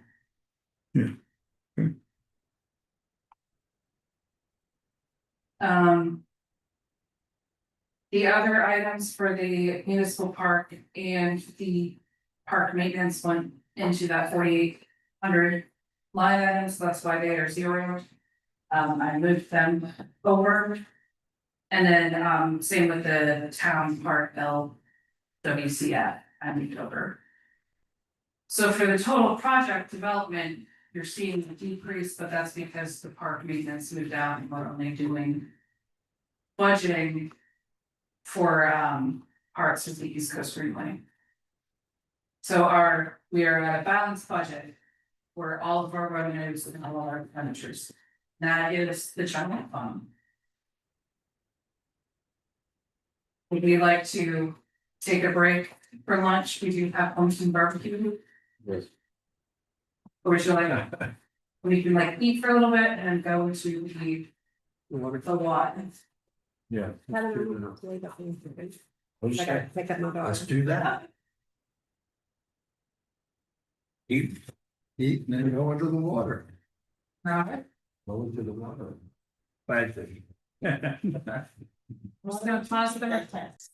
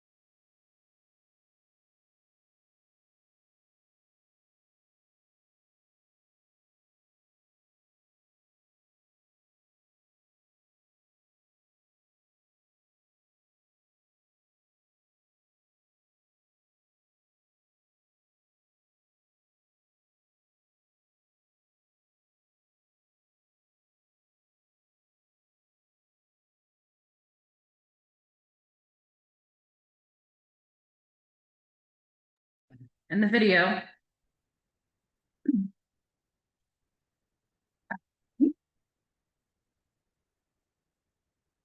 So now that we've gone through the general fund, now we're in the water. So this is an enterprise fund, so. Eventually we will get it so that we're not, that 5% from 203507. That is that 5% that I'm transferring out of the general fund into the water fund. Eventually, as our water fund becomes more self-sufficient, when we complete our water rate study and need to make the necessary improvements. That's gonna keep decreasing year over year, but it's currently to eventually where it's nothing. But right now, the recommendation is to have 5% of the overall general fund budget to supplement the water fund, so that's where that 102,529.80 goes. Set off debt collection is that first line item, so anybody who doesn't pay a water bill and they're so egregiously not paying it, we can send them to set off debt. Once we send them to set off debt, and they go through that process, we get that rebate from the municipal association. As you can see that is relatively a low number. I did anticipate potentially a 5% increase. Just in case something happens with, when we go through our consumer rate charges and we do fully implement that. Increase, we could see potentially a little bit more being sent to set off debt. The water tie connection fee, I increased by 3%, so those water tie connections, residential and commercial, and I can break that down too. If council would like to see how much it costs for residential and how much it is for commercial tie-ins. Mainly you're gonna see more residential tie-ins rather than commercial. That's where that tie-in connection fee is. I just budgeted for a 3% increase. The rate charges, I would like to put an asterisk next to that. So that, if you could also include with credit card payments, so people who pay with credit cards and combine the two, that's like the total revenues that we get from water rates. I only increased it by 2%. However, that number is going to increase because we're still in the middle of the rate studies and I have to give them our budget and our audits and all of these other costs where our rates will increase.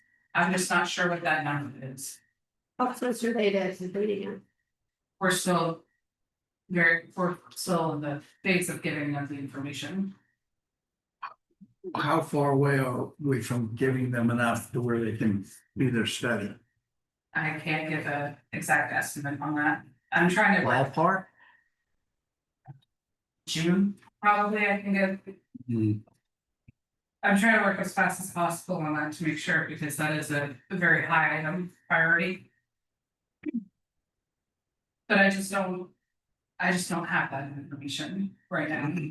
Because that'll potentially be a budget amendment as we go on, once we start to accurately in time for. Once we implement the new rates. Interest from investments, that is a new line item, because. We're no longer having that savings account, I'm gonna move it to an investment account, so we can start getting interest. And I threw in a low number, that's probably maybe a little bit too low. But just because it is that one water fund, that's why I only estimated about $1,000 worth of interest, just as like a ballpark. Because it's not gonna be a lot of money in that interest account. As much as it is for the general fund. We are not getting, we have 3 loans with USDA grant. The RD loans, that we are paying off, but we do not have any that are currently incoming. The project where it's currently at $180,000 from $110,000. We got an estimate to add a pump at well 2, so that when we can start. What that means for the pump at well 2 is. That way we can pump the water to sit up at the top of the tank, when there's having the water sit at the top of the tank, the sun. Handles some of that sulfide that's currently in the water so that it goes into the atmosphere. And then it comes back down, so we don't have to pump as much chlorine into our water system. So that pump, when we install it and we can work with the Rural Water Association to get that loan for that project, it's gonna be about $180,000. And we are working with Rural Water Association to get grant funds in order to pay for that project. Is that the pump that if you go over there, they have two pads in place for it? Tell me again what this pump does. So the pump would be pumping the water from the well up into the top of the tank. Or plant two. Yes, that's Now that tank isn't used right now. correct, because we don't have a pump it up. Okay, so 180 is what needed to bring that tank into To place. get it operational, Okay. because then once it's sitting in the sun for X amount of time, those sulfites will. Yeah. Smelly water will start to go away because the sun is doing its job. And you don't have to pump as much chlorine to the water. We had 140,220 budgeted for this current budget year. And we're gonna need another, I mean, so that's really just an increase of $40,000. Okay. And this is, that's part of the recommendations that Mr. Bycroft had with a total about $700,000. Well, a lot of that for Ron's recommendations, which he is a great asset to the town. Will loop the system. I have not budgeted looping the system into this. Because where the proposal is to loop the system, so it's a continuous, the water keeps running around. Right now, we have a lot of dead ends. Right. The big space to loop it, you have to go through the marsh, and I just don't see that project.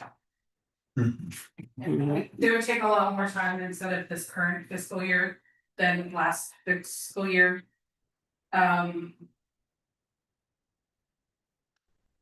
Also, sorry, but we do have the white truck that's currently at the corner at the back right there, if somebody wouldn't mind just moving it.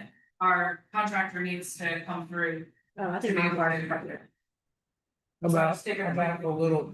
I think the little one is fine, it's just, I'm just gonna decide to be myself. okay, Very good. I won't be able to. And imagine how, maybe your truck. so I'll just take a brief pause. Cause we're trying to make sure that we can continue those improvements to our building, they just need to get back.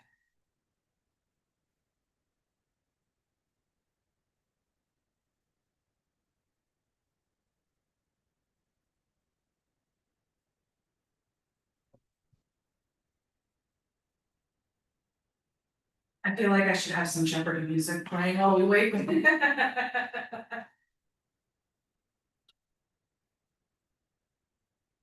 What does SCRIA stand for? South Carolina rural, oh my gosh, I knew this. Water, it's supposed to be running water. right? Yeah, it's rural water, so I think, because Probably they go from like RWA to RIA to other ones, but it is the Rural Water Association, I can fix that acronym.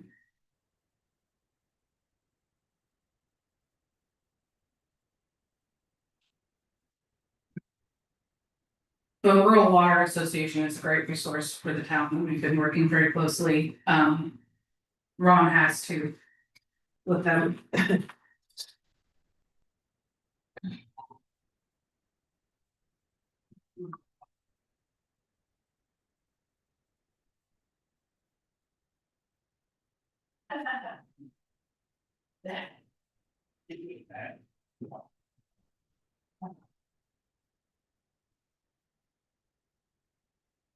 Alright, guys, sorry. Realization, this is there.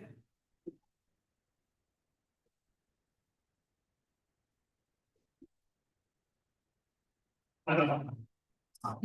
Okay. What? Oh, the I is the infrastructure authority, thank you, Thomas, the rural infrastructure authority. And then we also have the town water bill, So that's what the town, we transfer it from our, it's a separate transfer. We transfer it from our general fund to pay for our water that we use here at town hall.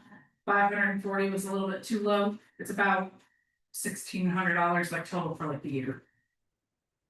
For how much that we have to pay for the water, so it would show as a revenue source, but like, it won't show up with the other.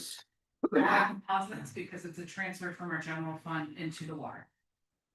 But it's a separate from what we're using for the transfer to the general fund, so that's why it's its own separate budget line item. And this is for water use here at town hall? Yes. That's not a revenue though. Because we still have to charge ourselves, so it's showing up when it looks like a credit. Oh, and so there'll be another one on the expenditure. Okay, got it, sorry. Cause that'll be included with like, Right. our fees, cause it's kind of like we're our own customer, so we're paying ourselves. Okay, sorry. So once you add all that together, we're looking at an increase of 15.65%, so $559,479.83. But that is a rough ballpark because those rates, as soon as they get implemented, I would suggest doing a budget amendment once those rates get adjusted to accurately account for them. Now let's go into the expenditures. That starts on the last page. So I close to the last of the budget. I put in here to have a part-time water maintenance tech. So this is an additional to our contracted laborers. But they will be able to read meters, help install meters during the day. Being able to kind of be our not grunt work per se, but being able to be out in the field is need to have somebody on call in addition to our contracted labor that we do have. Who we have is currently amazing, but I think that we do need to supplement it in order to help our customers. If we need to do a rebrief, we're able to call on that person in order to do the water meter reads instead of paying a consultant. Which line item is that? 24409, so it starts, the like header starts on like underneath the water fund Oh. expenditures. Okay. It goes to the next page for All water right, meter got it. staff. I also propose that we have a full-time water operator. And also kind of tie into like any assistance with like the building needs currently what Ron assists us with. But we would also be replacing it with, we would discuss it with HM North Vet to have a little bit of an overlap so that it would all be in-house. So if there's ever an emergency or we need to know what's going on with our water system, they would be our person that we can call on at any point in time, a full-time position. I do know some other water operators in the area that make around that figure that I put in. And the line item that it was previously, which is where we have that 33,546, was for a water clerk, and I proposed that we don't hire a water clerk and get a utilities manager. So that's why there's a big increase, but it's just because I've looked in that. So. You're proposing, so, cause as I understood it, the water clerk read meters, did the bills, took payments. Who would be taking payments? Our administrative assistant. Administrative, okay. So they would be the catch-all when you come into that front office, the administrative assistant would be assisting with answering the phone calls, assisting with general needs, taking in water payments, assisting with utility billing, working with the town clerk on that as well. For like the finance part, because they're also our treasurer. So instead of having just a full-time water clerk, having that water maintenance tech with a part-time water maintenance tech. Who's more out in the field with a full-time water operator or like a utilities manager with public works, so then like the public works side, they could be assisting with. Building facility needs, the plant facility needs, they would be that person and kind of like act as the GC, because right now I'm talking with the contractors, and while yes, I understand the basics of it. I am not an expert, so I typically do go to Ron and being like, it's the contractor telling you the right information. But even having that, we're still gonna have to have a H and North cut at around 50,000 or you. Because there's gonna be some overlap, Okay. so like, I'm not cutting the HN North cut loose completely, But in an there- ideal world, this would not be a line item on the budget next year if we were able to get someone who's willing to stay and. yes. Okay. Willing to stay and then, be that person so that when we also have like, if there's an ability to tie into the water system, that utilities manager would know the system by heart and they would say this is our capacity needs. This is what we need in order to go for the future and continue on those projects. And to make the system more self-sufficient, Rural Water Association has also noted that too. We can have that capability to run the system by ourselves and not have a contractor, we just need to get the right person in there. The Rural Water Association for like those kind of credentials too. Has, if we found somebody and we love them. And they're perfect for the job, but they might not have all of the certifications. Rural Water Association has an apprenticeship that is free and that they would assist to get those qualifications. So they're few and far between. There are few, I mean, there's. You kind of poach from other municipalities, between the two, which is, in a dream world, I have the perfect person that could fit this. I've. The utilities, when you find somebody that knows the utility, especially, I used to joke with Ron, still joke with Ron that I can clone him, and then we can have him be our full-time manager. Ron is also our water consultant, I keep pointing back, says, I mean. But, somebody who knows the system is truly, it takes the right kind of mindset for it. They're out there. And they might not have, like, they might be currently a water maintenance tech somewhere else, and they might have the knowledge, and we can train them to be able to do it. And I think that salary is also the nice thing to do in order to get the right person. With that salary, it also comes with, I go down the line items. They still are part of, if they wanna get legal insurance, but they would be part of the retirement system. But you would see it when we cut the check, it would be 2 different checks, because we would make sure that all of their revenue. Or what we're paying for the town is coming out of that enterprise fund, not the general fund. I'm gonna have to leave in a minute, but you know I'm gonna be picky about this.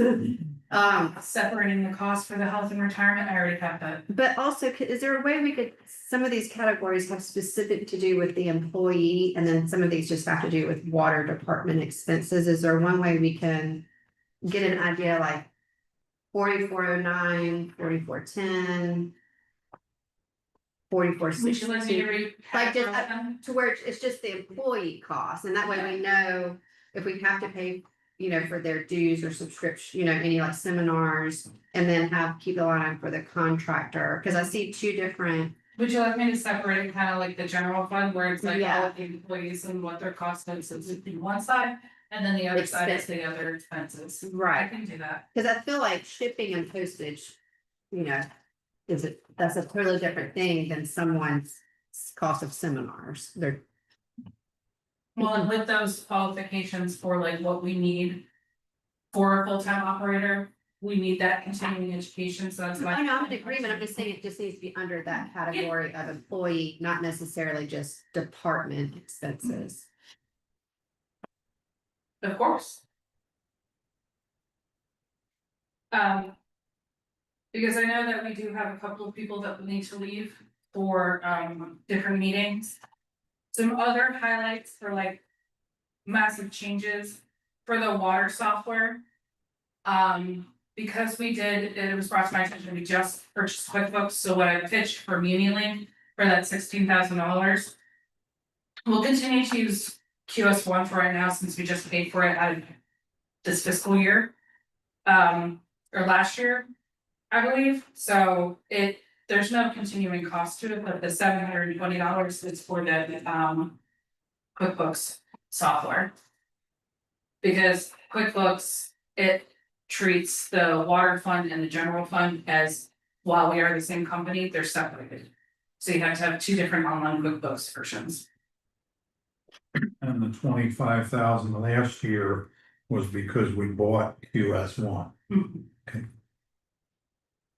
And then, we talked with our water engineer and, about the cost for engineering fees for the water department, and that's why that increased, because we just wanted to check to make sure that we are paying our engineer correctly and with all of the different development and, engineering resources, it's, And that's the cost was. contractual position. Yes, it is currently. Is there not a way to pass that on to the builder? For, you wanna have it for like our engineering, for like our water system. You wanna make sure that you're meeting those needs and those calculations, they do have their own engineer, and they might have somebody on our side. To confirm that those calculations are correct, or we can come back and say, you're at a left field, you're doing the wrong thing, But it's But still an expense, we may be Yes. able to offset it with the revenue. Right, but we still would need to show both sides of it. I will separate the health and retirement benefits and I'll also recategorize it for when you're looking at the budget. To have it there. Like, so when you're looking at it in May, you'll see that all the employee expenses are at the top, and then all of the other expenses are at the bottom. We didn't budget for legal fees last year, I didn't budget for any legal fees this year, coming out of the water fund. I made sure that the seminars and the dues and subscriptions for those continuing education courses, they need to be completed. And some of the associations that I'm a part of, that new person would become a part of it, so we're making sure that we are budgeting for that. But again, can you break out Yes, the different subscriptions? we'll break that up. The only other thing that I'll say is for like massive changes, kind of like a brief overscope, and then I'll go back into more details. Is that capital equipment expenditure where you're seeing that $180,000, that's where I'm talking at the last page after the payroll processing fee, 24,460. That's for that pump that I was talking about, that we need to pay for, that's that, it's gonna cost us around $180,000. And then we have a small, the transfer to the reserves is where I was balancing the budget, so we can start building that water reserve fund to get it up to snuff. For, again, that, right now it's small, but eventually we will, once we get these big projects out of the way. We'll be able to start building that reserve. The taxes paid obviously is gonna go up because we're gonna be paying for 2 full-time, well, part-time and then a full-time position. Because currently right now we don't pay any employee taxes because they're all contracted or consultants. So we'll be saving a lot of revenue fees. The truck needs some TLC, eventually we will need to probably replace that truck because it is old. I mean, it doesn't get driven that often, but when we do have a full-time person, it will start to get driven, so we'll see probably some more growing pains with that truck. But right now it's operating fine. We might be looking at that for the next budget year. Did you mean for the total to be public utilities? But not public health. Public health. It was listed as public health for our like, for the water. That's how the fund was set up. Right. So like when you're looking at like the health side for public health, that's the way that the enterprise fund was set up. So it is our utility fund, but when you look at it from the actual just writing side for kind of the semantics, it's public health. So, But the loan retirements are still the same. The reason why the loan retirement too went up is because for that line item, we actually paid for 2 loans. It's $207 plus 1130 each month that comes out. So we still have like $300,000 to continue to pay off for all of the loans. So we're breaking it down. Wait. Yeah. So the 25,000 is for like what we'll pay again for this year, because that's $2,099 that comes out each month for that first one, and then loan retirement 2, I'll add like plus a 3 is for those other 2 loans. Shipping and postage just went up just because, as we bring on more and more people and we need to send more correspondence, it will go up, but then, in addition, I think we also pay for QS1 to ship out our water bills too, that we reimburse them for, so that's covering that cost. And we don't have an option for paperless billing that people can opt into. I have to look at that because I know that they can pay their bill online. and Right. stuff. I don't think that QS1 offers they might take it. I'm not 1,000% sure, but I can have that answer for you. But eventually our consultant fee is gonna go down, so because it's the same like the planning consultant. There'll be a little bit of an overlap, hopefully to get somebody in, they could get trained on the wrong. And then being able to kind of do like a seamless transfer. And then they would take over that. And then we would discuss it with HM Northcutt about how we can phase out their operations. How many users do we have? How many users, How many connections are, how many, 320 plus, I think. 320? That was 2 weeks ago. So. 320. So, Notice you can go from over about 100 meters. so about $1,750 a year. Per person. Per user is what we're spending to provide this service. Right, divide 559.5 say, divide by 320 users, that's. We also gotta eventually, when we don't supplement the water fund with the general fund. So you're taking out that $100,000. Because we're putting it in to make sure that we're paying for the capital improvements to get the system operating. But still. In this scenario, to put the. 559, we've had to supplement it. My point, I guess where I'm going with this is. You know, we certainly can't not provide this service, but. You know, people are still complaining about stinky water. I mean, at what point would a homeowner have been better off spending the money, to drill a well, and buy a system?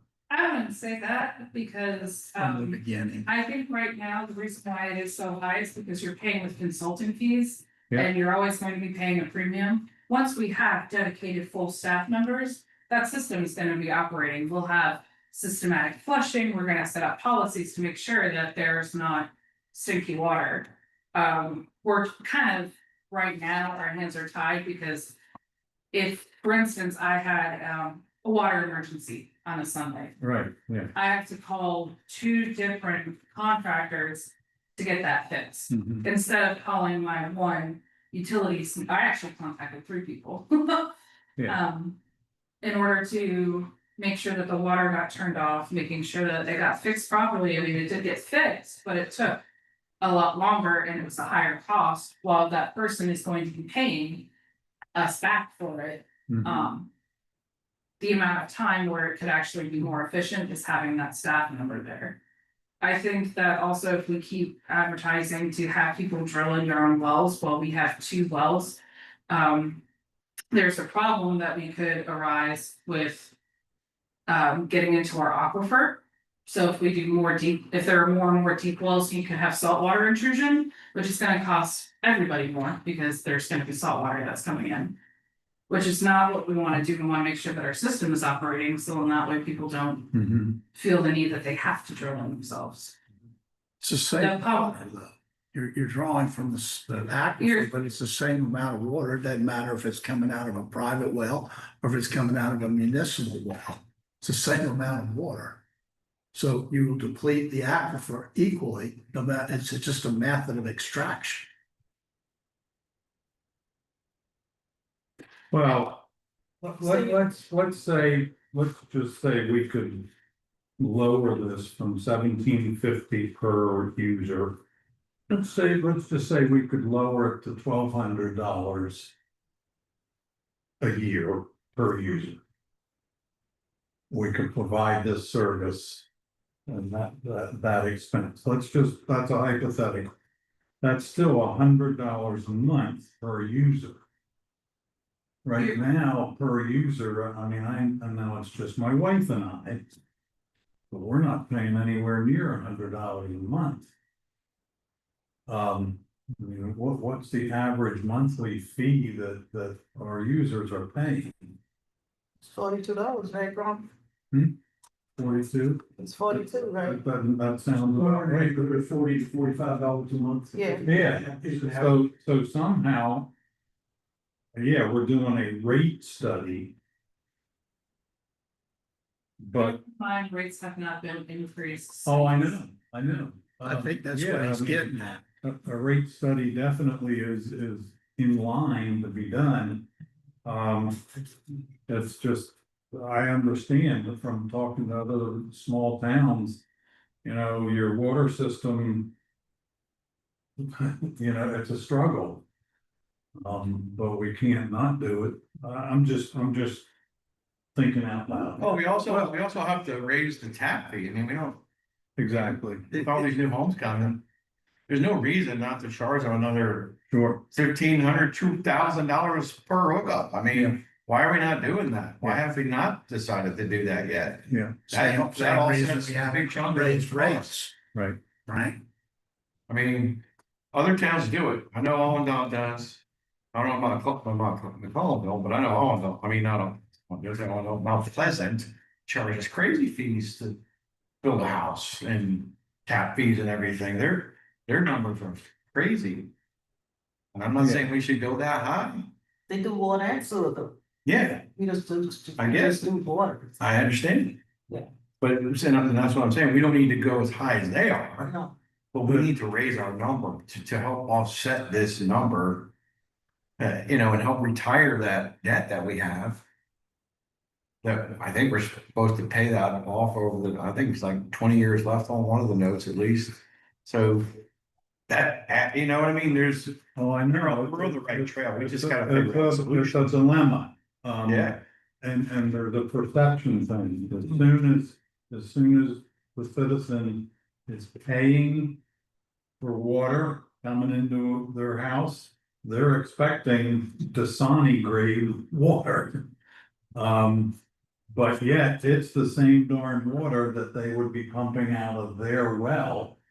And I mean, I have a system and I've got an RO system under the sink. And I don't remember what that cost, but that cost money.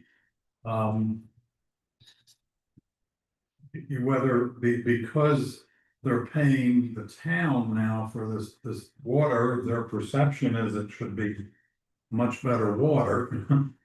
Well, you know, wouldn't you cost have money. that same expectation? You go from paying nothing to paying something, you Well, wanna but get see, they're something. not paying nothing. No, they're paying $40 a month. Hmm? They're paying. No, on top of that, they paid for a well. They're paying every so often to replace a pump. Right, but They're it's paying nothing, the it's power. nothing compared to $40 a month. And which should be way more than $40 a month. Yeah, I would say so. Sure, I've replaced the pump at my house. I've been there 28 years. I Replaced know, it but once. what It the was well about cost you to begin I believe it was about $400. with. The well was $400? 28 years ago. Okay, but, all right, so, you done that well. He's probably dead by now. It was a guy from Mount Pleasant. Oh, yeah, yeah, mine was always mine, and I did mine 50 years ago. Mine was like $1,500-$1,600. Oh, Like, but even- 500 to 10,000, I would say now. yeah. Yeah, I don't know about that, but whatever, you know, over 28 years. Yeah, it's just, you know, the perception is, wow. Water should be cheap. But look at the trade-offs, if you had to today, in today's dollars, put in a well and put in a treatment system. And maintain the well and power the well.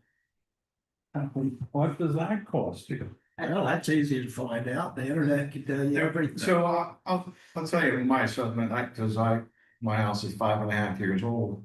It paid for itself in 3 years. The whole thing. Yeah, the well and the treatment system I installed, yeah. I came from Mount Pleasant, I was paying exorbitant. No, but if you would, but at what we were charging, I mean, I ran the numbers, it's like a 20-year payoff. Not for mine. Hmm? It was like 3 or 4 years. To recover the cost, I came from Mount Pleasant, where I know, so what crazy was the water. total cost of the well? my average bill there was, No, you know, what was 120 a the month cost? in the winter time. In the summertime, it What was was the 300 a total month. cost of the well? The well, And so the pump? well, probably a total of 10 grand, Paul, for the well and for my in-home treatment system. So 10 grand, It's paying itself off in a few years. You gonna 10 be grand happy. divided by 360. Safe drinking water. I like my system, because when the lights are on, I still have one. 36, 10 grand divided by 36 months. That's $277, buddy. A month. Exactly. 5,500. I had water bills, But $277 versus $27, which is the better deal? no, it pays itself off in just a few years. No, it doesn't. I just did it. No, If your whole system costs you $10,000, divide $10,000 by 36 months. it's $277. Right. $5,500 average cost for Right. well and all. Why would I take that deal if I could buy water from the town for $42 a month? All I'm telling you is, when I built my house and did my well and put my system in my house, I broke even after 3 years. You didn't. Yes, I did. He said he did. I was paying a fortune for water in Mount Pleasant. It doesn't make, it doesn't make a difference. And I don't have to pay that anymore. Mount Pleasant, I paid $90 a month for my house, and I got a 3,600 square foot house with 4 bathrooms. So even there versus. I don't have to pay that anymore. The only thing I pay for now is the filters from my system and the salt to put in my tank. You had to buy the system. Huh? You bought the system. That's included in that 10,000 I'm talking about. Yes. Alright, so even if that's right, You gotta think make about it. it. Think about it. I don't have to pay a water bill ever again. You gotta pay electric bill. But that, I'm Average cost of drilling a residential well in Honda SC is estimated to be around $5,500. This can range from three For a well? wells. Yeah, Yeah. per house. This can range from 3,000 to 9,000 or even higher, depending on factors like well depth, location, and geological conditions. Average I spend like $5,500. $100 a year on water treatment right now, total. Can I give you some facts, and then you can do whatever you want with them after that, okay? Give them First of facts. all, you're growing. Every time you add on a customer, that reduces that amount that per customer that you do. And that's gonna continue as long as you have growth in the area. Secondly is, you're not only paying to have water delivered to your house, you're also paying for fire protection. Mhm. Because you don't see that often unless you happen to have a fire, and then you really want them right there. So that's another part of it. The other part of it is the chemicals that we have to use, which is 55 gallons of chlorine, 12.5% solution of chlorine. And we mix it to get rid of the sulfide, which is the rotting smell that starts through and stuff. What our operators that we have now have been doing is that they've been using a reactive process. somebody says that you have a problem, they go do something about it. I would like to see us do a proactive process where we stay ahead of it, so we don't have the rotten egg smell. And that means that we're gonna have to flush the system more often, and to do that. Putting in the booster pumps in plant two and getting that ground storage tank in place to give us time for contact, take care of it, it'll fix a lot of problems. But the convenience of walking over and turning on a faucet versus me having to go out there and think about whether my well is gonna work, or whether I gotta do something else to it, or I gotta replace it every 5 or 6 years or whatever. You know, that's. I've done it once in 28 years. You like, And besides, that tank's been there since 2009, right? It never has been used until last year, Right, why not? because it wasn't hooked up and didn't have the money to pay for it in the beginning. Well, we got loans on an engineered approved plan to install a system. We got the money to build it. It just didn't get built. No, Yeah. they ran out of money. Right, but we were given the money to build it. It didn't get built, Paul. Are they gonna not give us enough money to build it? No, they didn't. Right. Somebody, Why would they do that?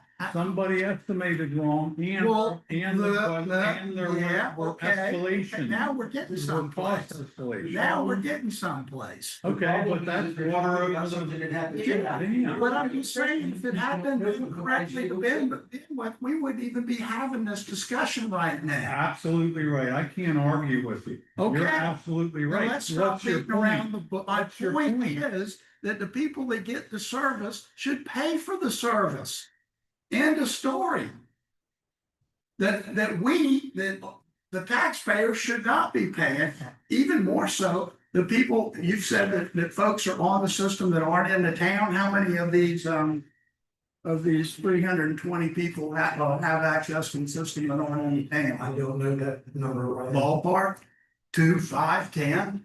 I honestly don't know. majority of people that's on the board is it. I thought the only. The individuals, not the subdivision, but the individuals, if they're all on Seaweed Road or Door Road here or whatever, or over in Portuguese area, if they ask for water, this town's always giving them the water. If they're in the town, they get charged. I understand that. I'm asking is how many are there? We don't know that number.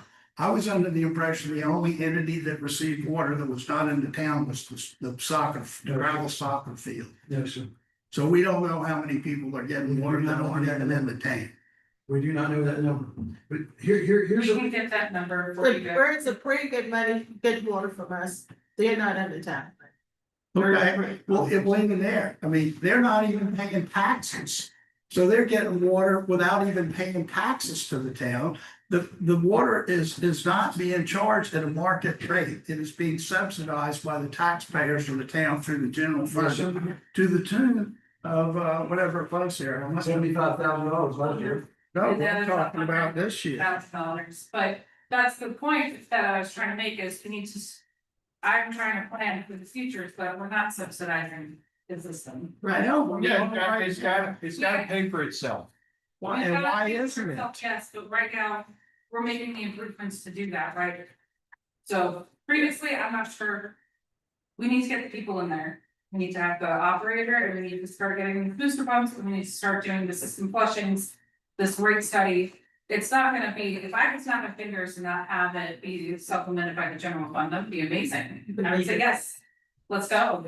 I Well, want it to be that's- self-sustaining. All we need to do is figure out how much it's gonna cost and charge the people that are using it that amount of money to pay for it. That's. assess them a fee? No, in their rates, the rates are below market, right? The rates have not been raised since they were initiated. No. What I'm told. No, We've our raised, rate was increased.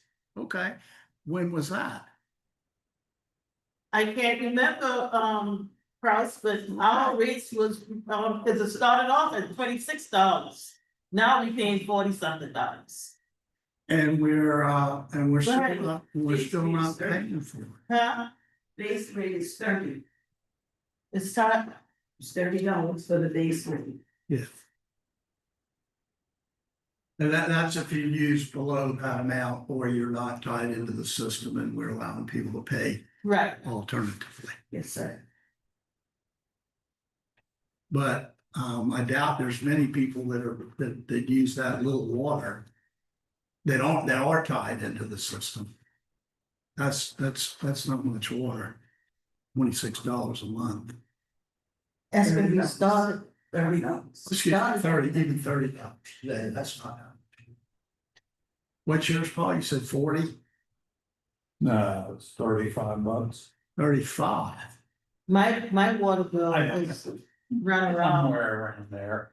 my water bill run around $50-$60. Because I use a lot of water. Well, I mean, There's only two you. and that's the way it ought to be. That's the way utility rates go. The more you use, the more you pay. That's, So there's an incentive not to overuse or to use as little as possible. But right now, if it's being subsidized, then there's that incentive to use more because you're not paying for it. You're paying a reduced rate, so you're not paying what it costs to provide the service. And my point is just, we need to get, I don't see why we can't, like, as part of this budget process, say, well, it's gonna cost this much money to run this water system, and this is what it translates into for a X amount of dollars for a gallon of water, or X amount of whatever the price is for water to pay for it, and boom, that's the new rate. This is what we pay. We know the budget, we know the volume of water that's being used. You divide it, and that seems to be easy enough. Okay, we have, like what you were saying, Paul. We use X amount of gallons of water. It's cost this much money to provide it. That should be the rate we charge for a gallon of water. That doesn't seem difficult to me. Maybe I don't know that much, but like you say, you're gonna do the rate study, so let's do the rate study. Yeah, I'd rather have somebody that does this for a living. we Figure keep this talking out about it, first. but we haven't seen it yet. I don't know why, what's that? We're going to see it. That's what was said from day one, Paul, and here we are, how many years later, Mr. Bycroft? Well, it's actually being heard of them. Would you listen to me for just 1 second, please? Sure. Nobody gave authorization to do the rate study until just about 2-3 months ago, okay? Right, Last year, everybody talked about a rate study. Nobody gave the Rural Water Association authorization to do a rate study. but we just, Now, they're not even charging us, they're doing it free. I mean, that's irrelevant. Here's what's irrelevant. You want to make the money to pay for the water or make the people pay for the water. When you're not, What's unreasonable about that? when you're not saying to the people that this water main goes to front of their property, you don't have to tie in because your house is 300 feet away. Then you're running water lines down through across front of people's property that are not tied in because they're not gonna pay the money at all. That's why providing a municipal water system in a rural community is a bad idea. Why are you saying that? Because it costs too much money to provide the service lines and not enough customers to pay for it. Way back to where we started with the point that I was trying to make. There's a But lot the of fact elderly is, people in we this have town. it. We can't, like, So we have it. Why can't it pay for itself? So we have it, and We're it's a asking- bad I idea think to do we're it, asking so the now same somebody question. else needs to pay for So it. we're doing a rate study, so let's see what it says. That's right. And then we can make decisions based on that, and as I keep going back to, the tap fee has to go up. That's why we're doing the The study. rates have to go up too. Let's It's do not the just study. a- We'll see, that problem. We are doing the study and like. Do the hopefully study, Next year, when and you then look get at that this, it's not results. gonna have, That's it. it's gonna have all of these new things that we're gonna be working on. Okay. thank you there, Rochester Ron. Thanks. I'm just kidding you. Thank you, say Thank thanks. you. Okay, go ahead.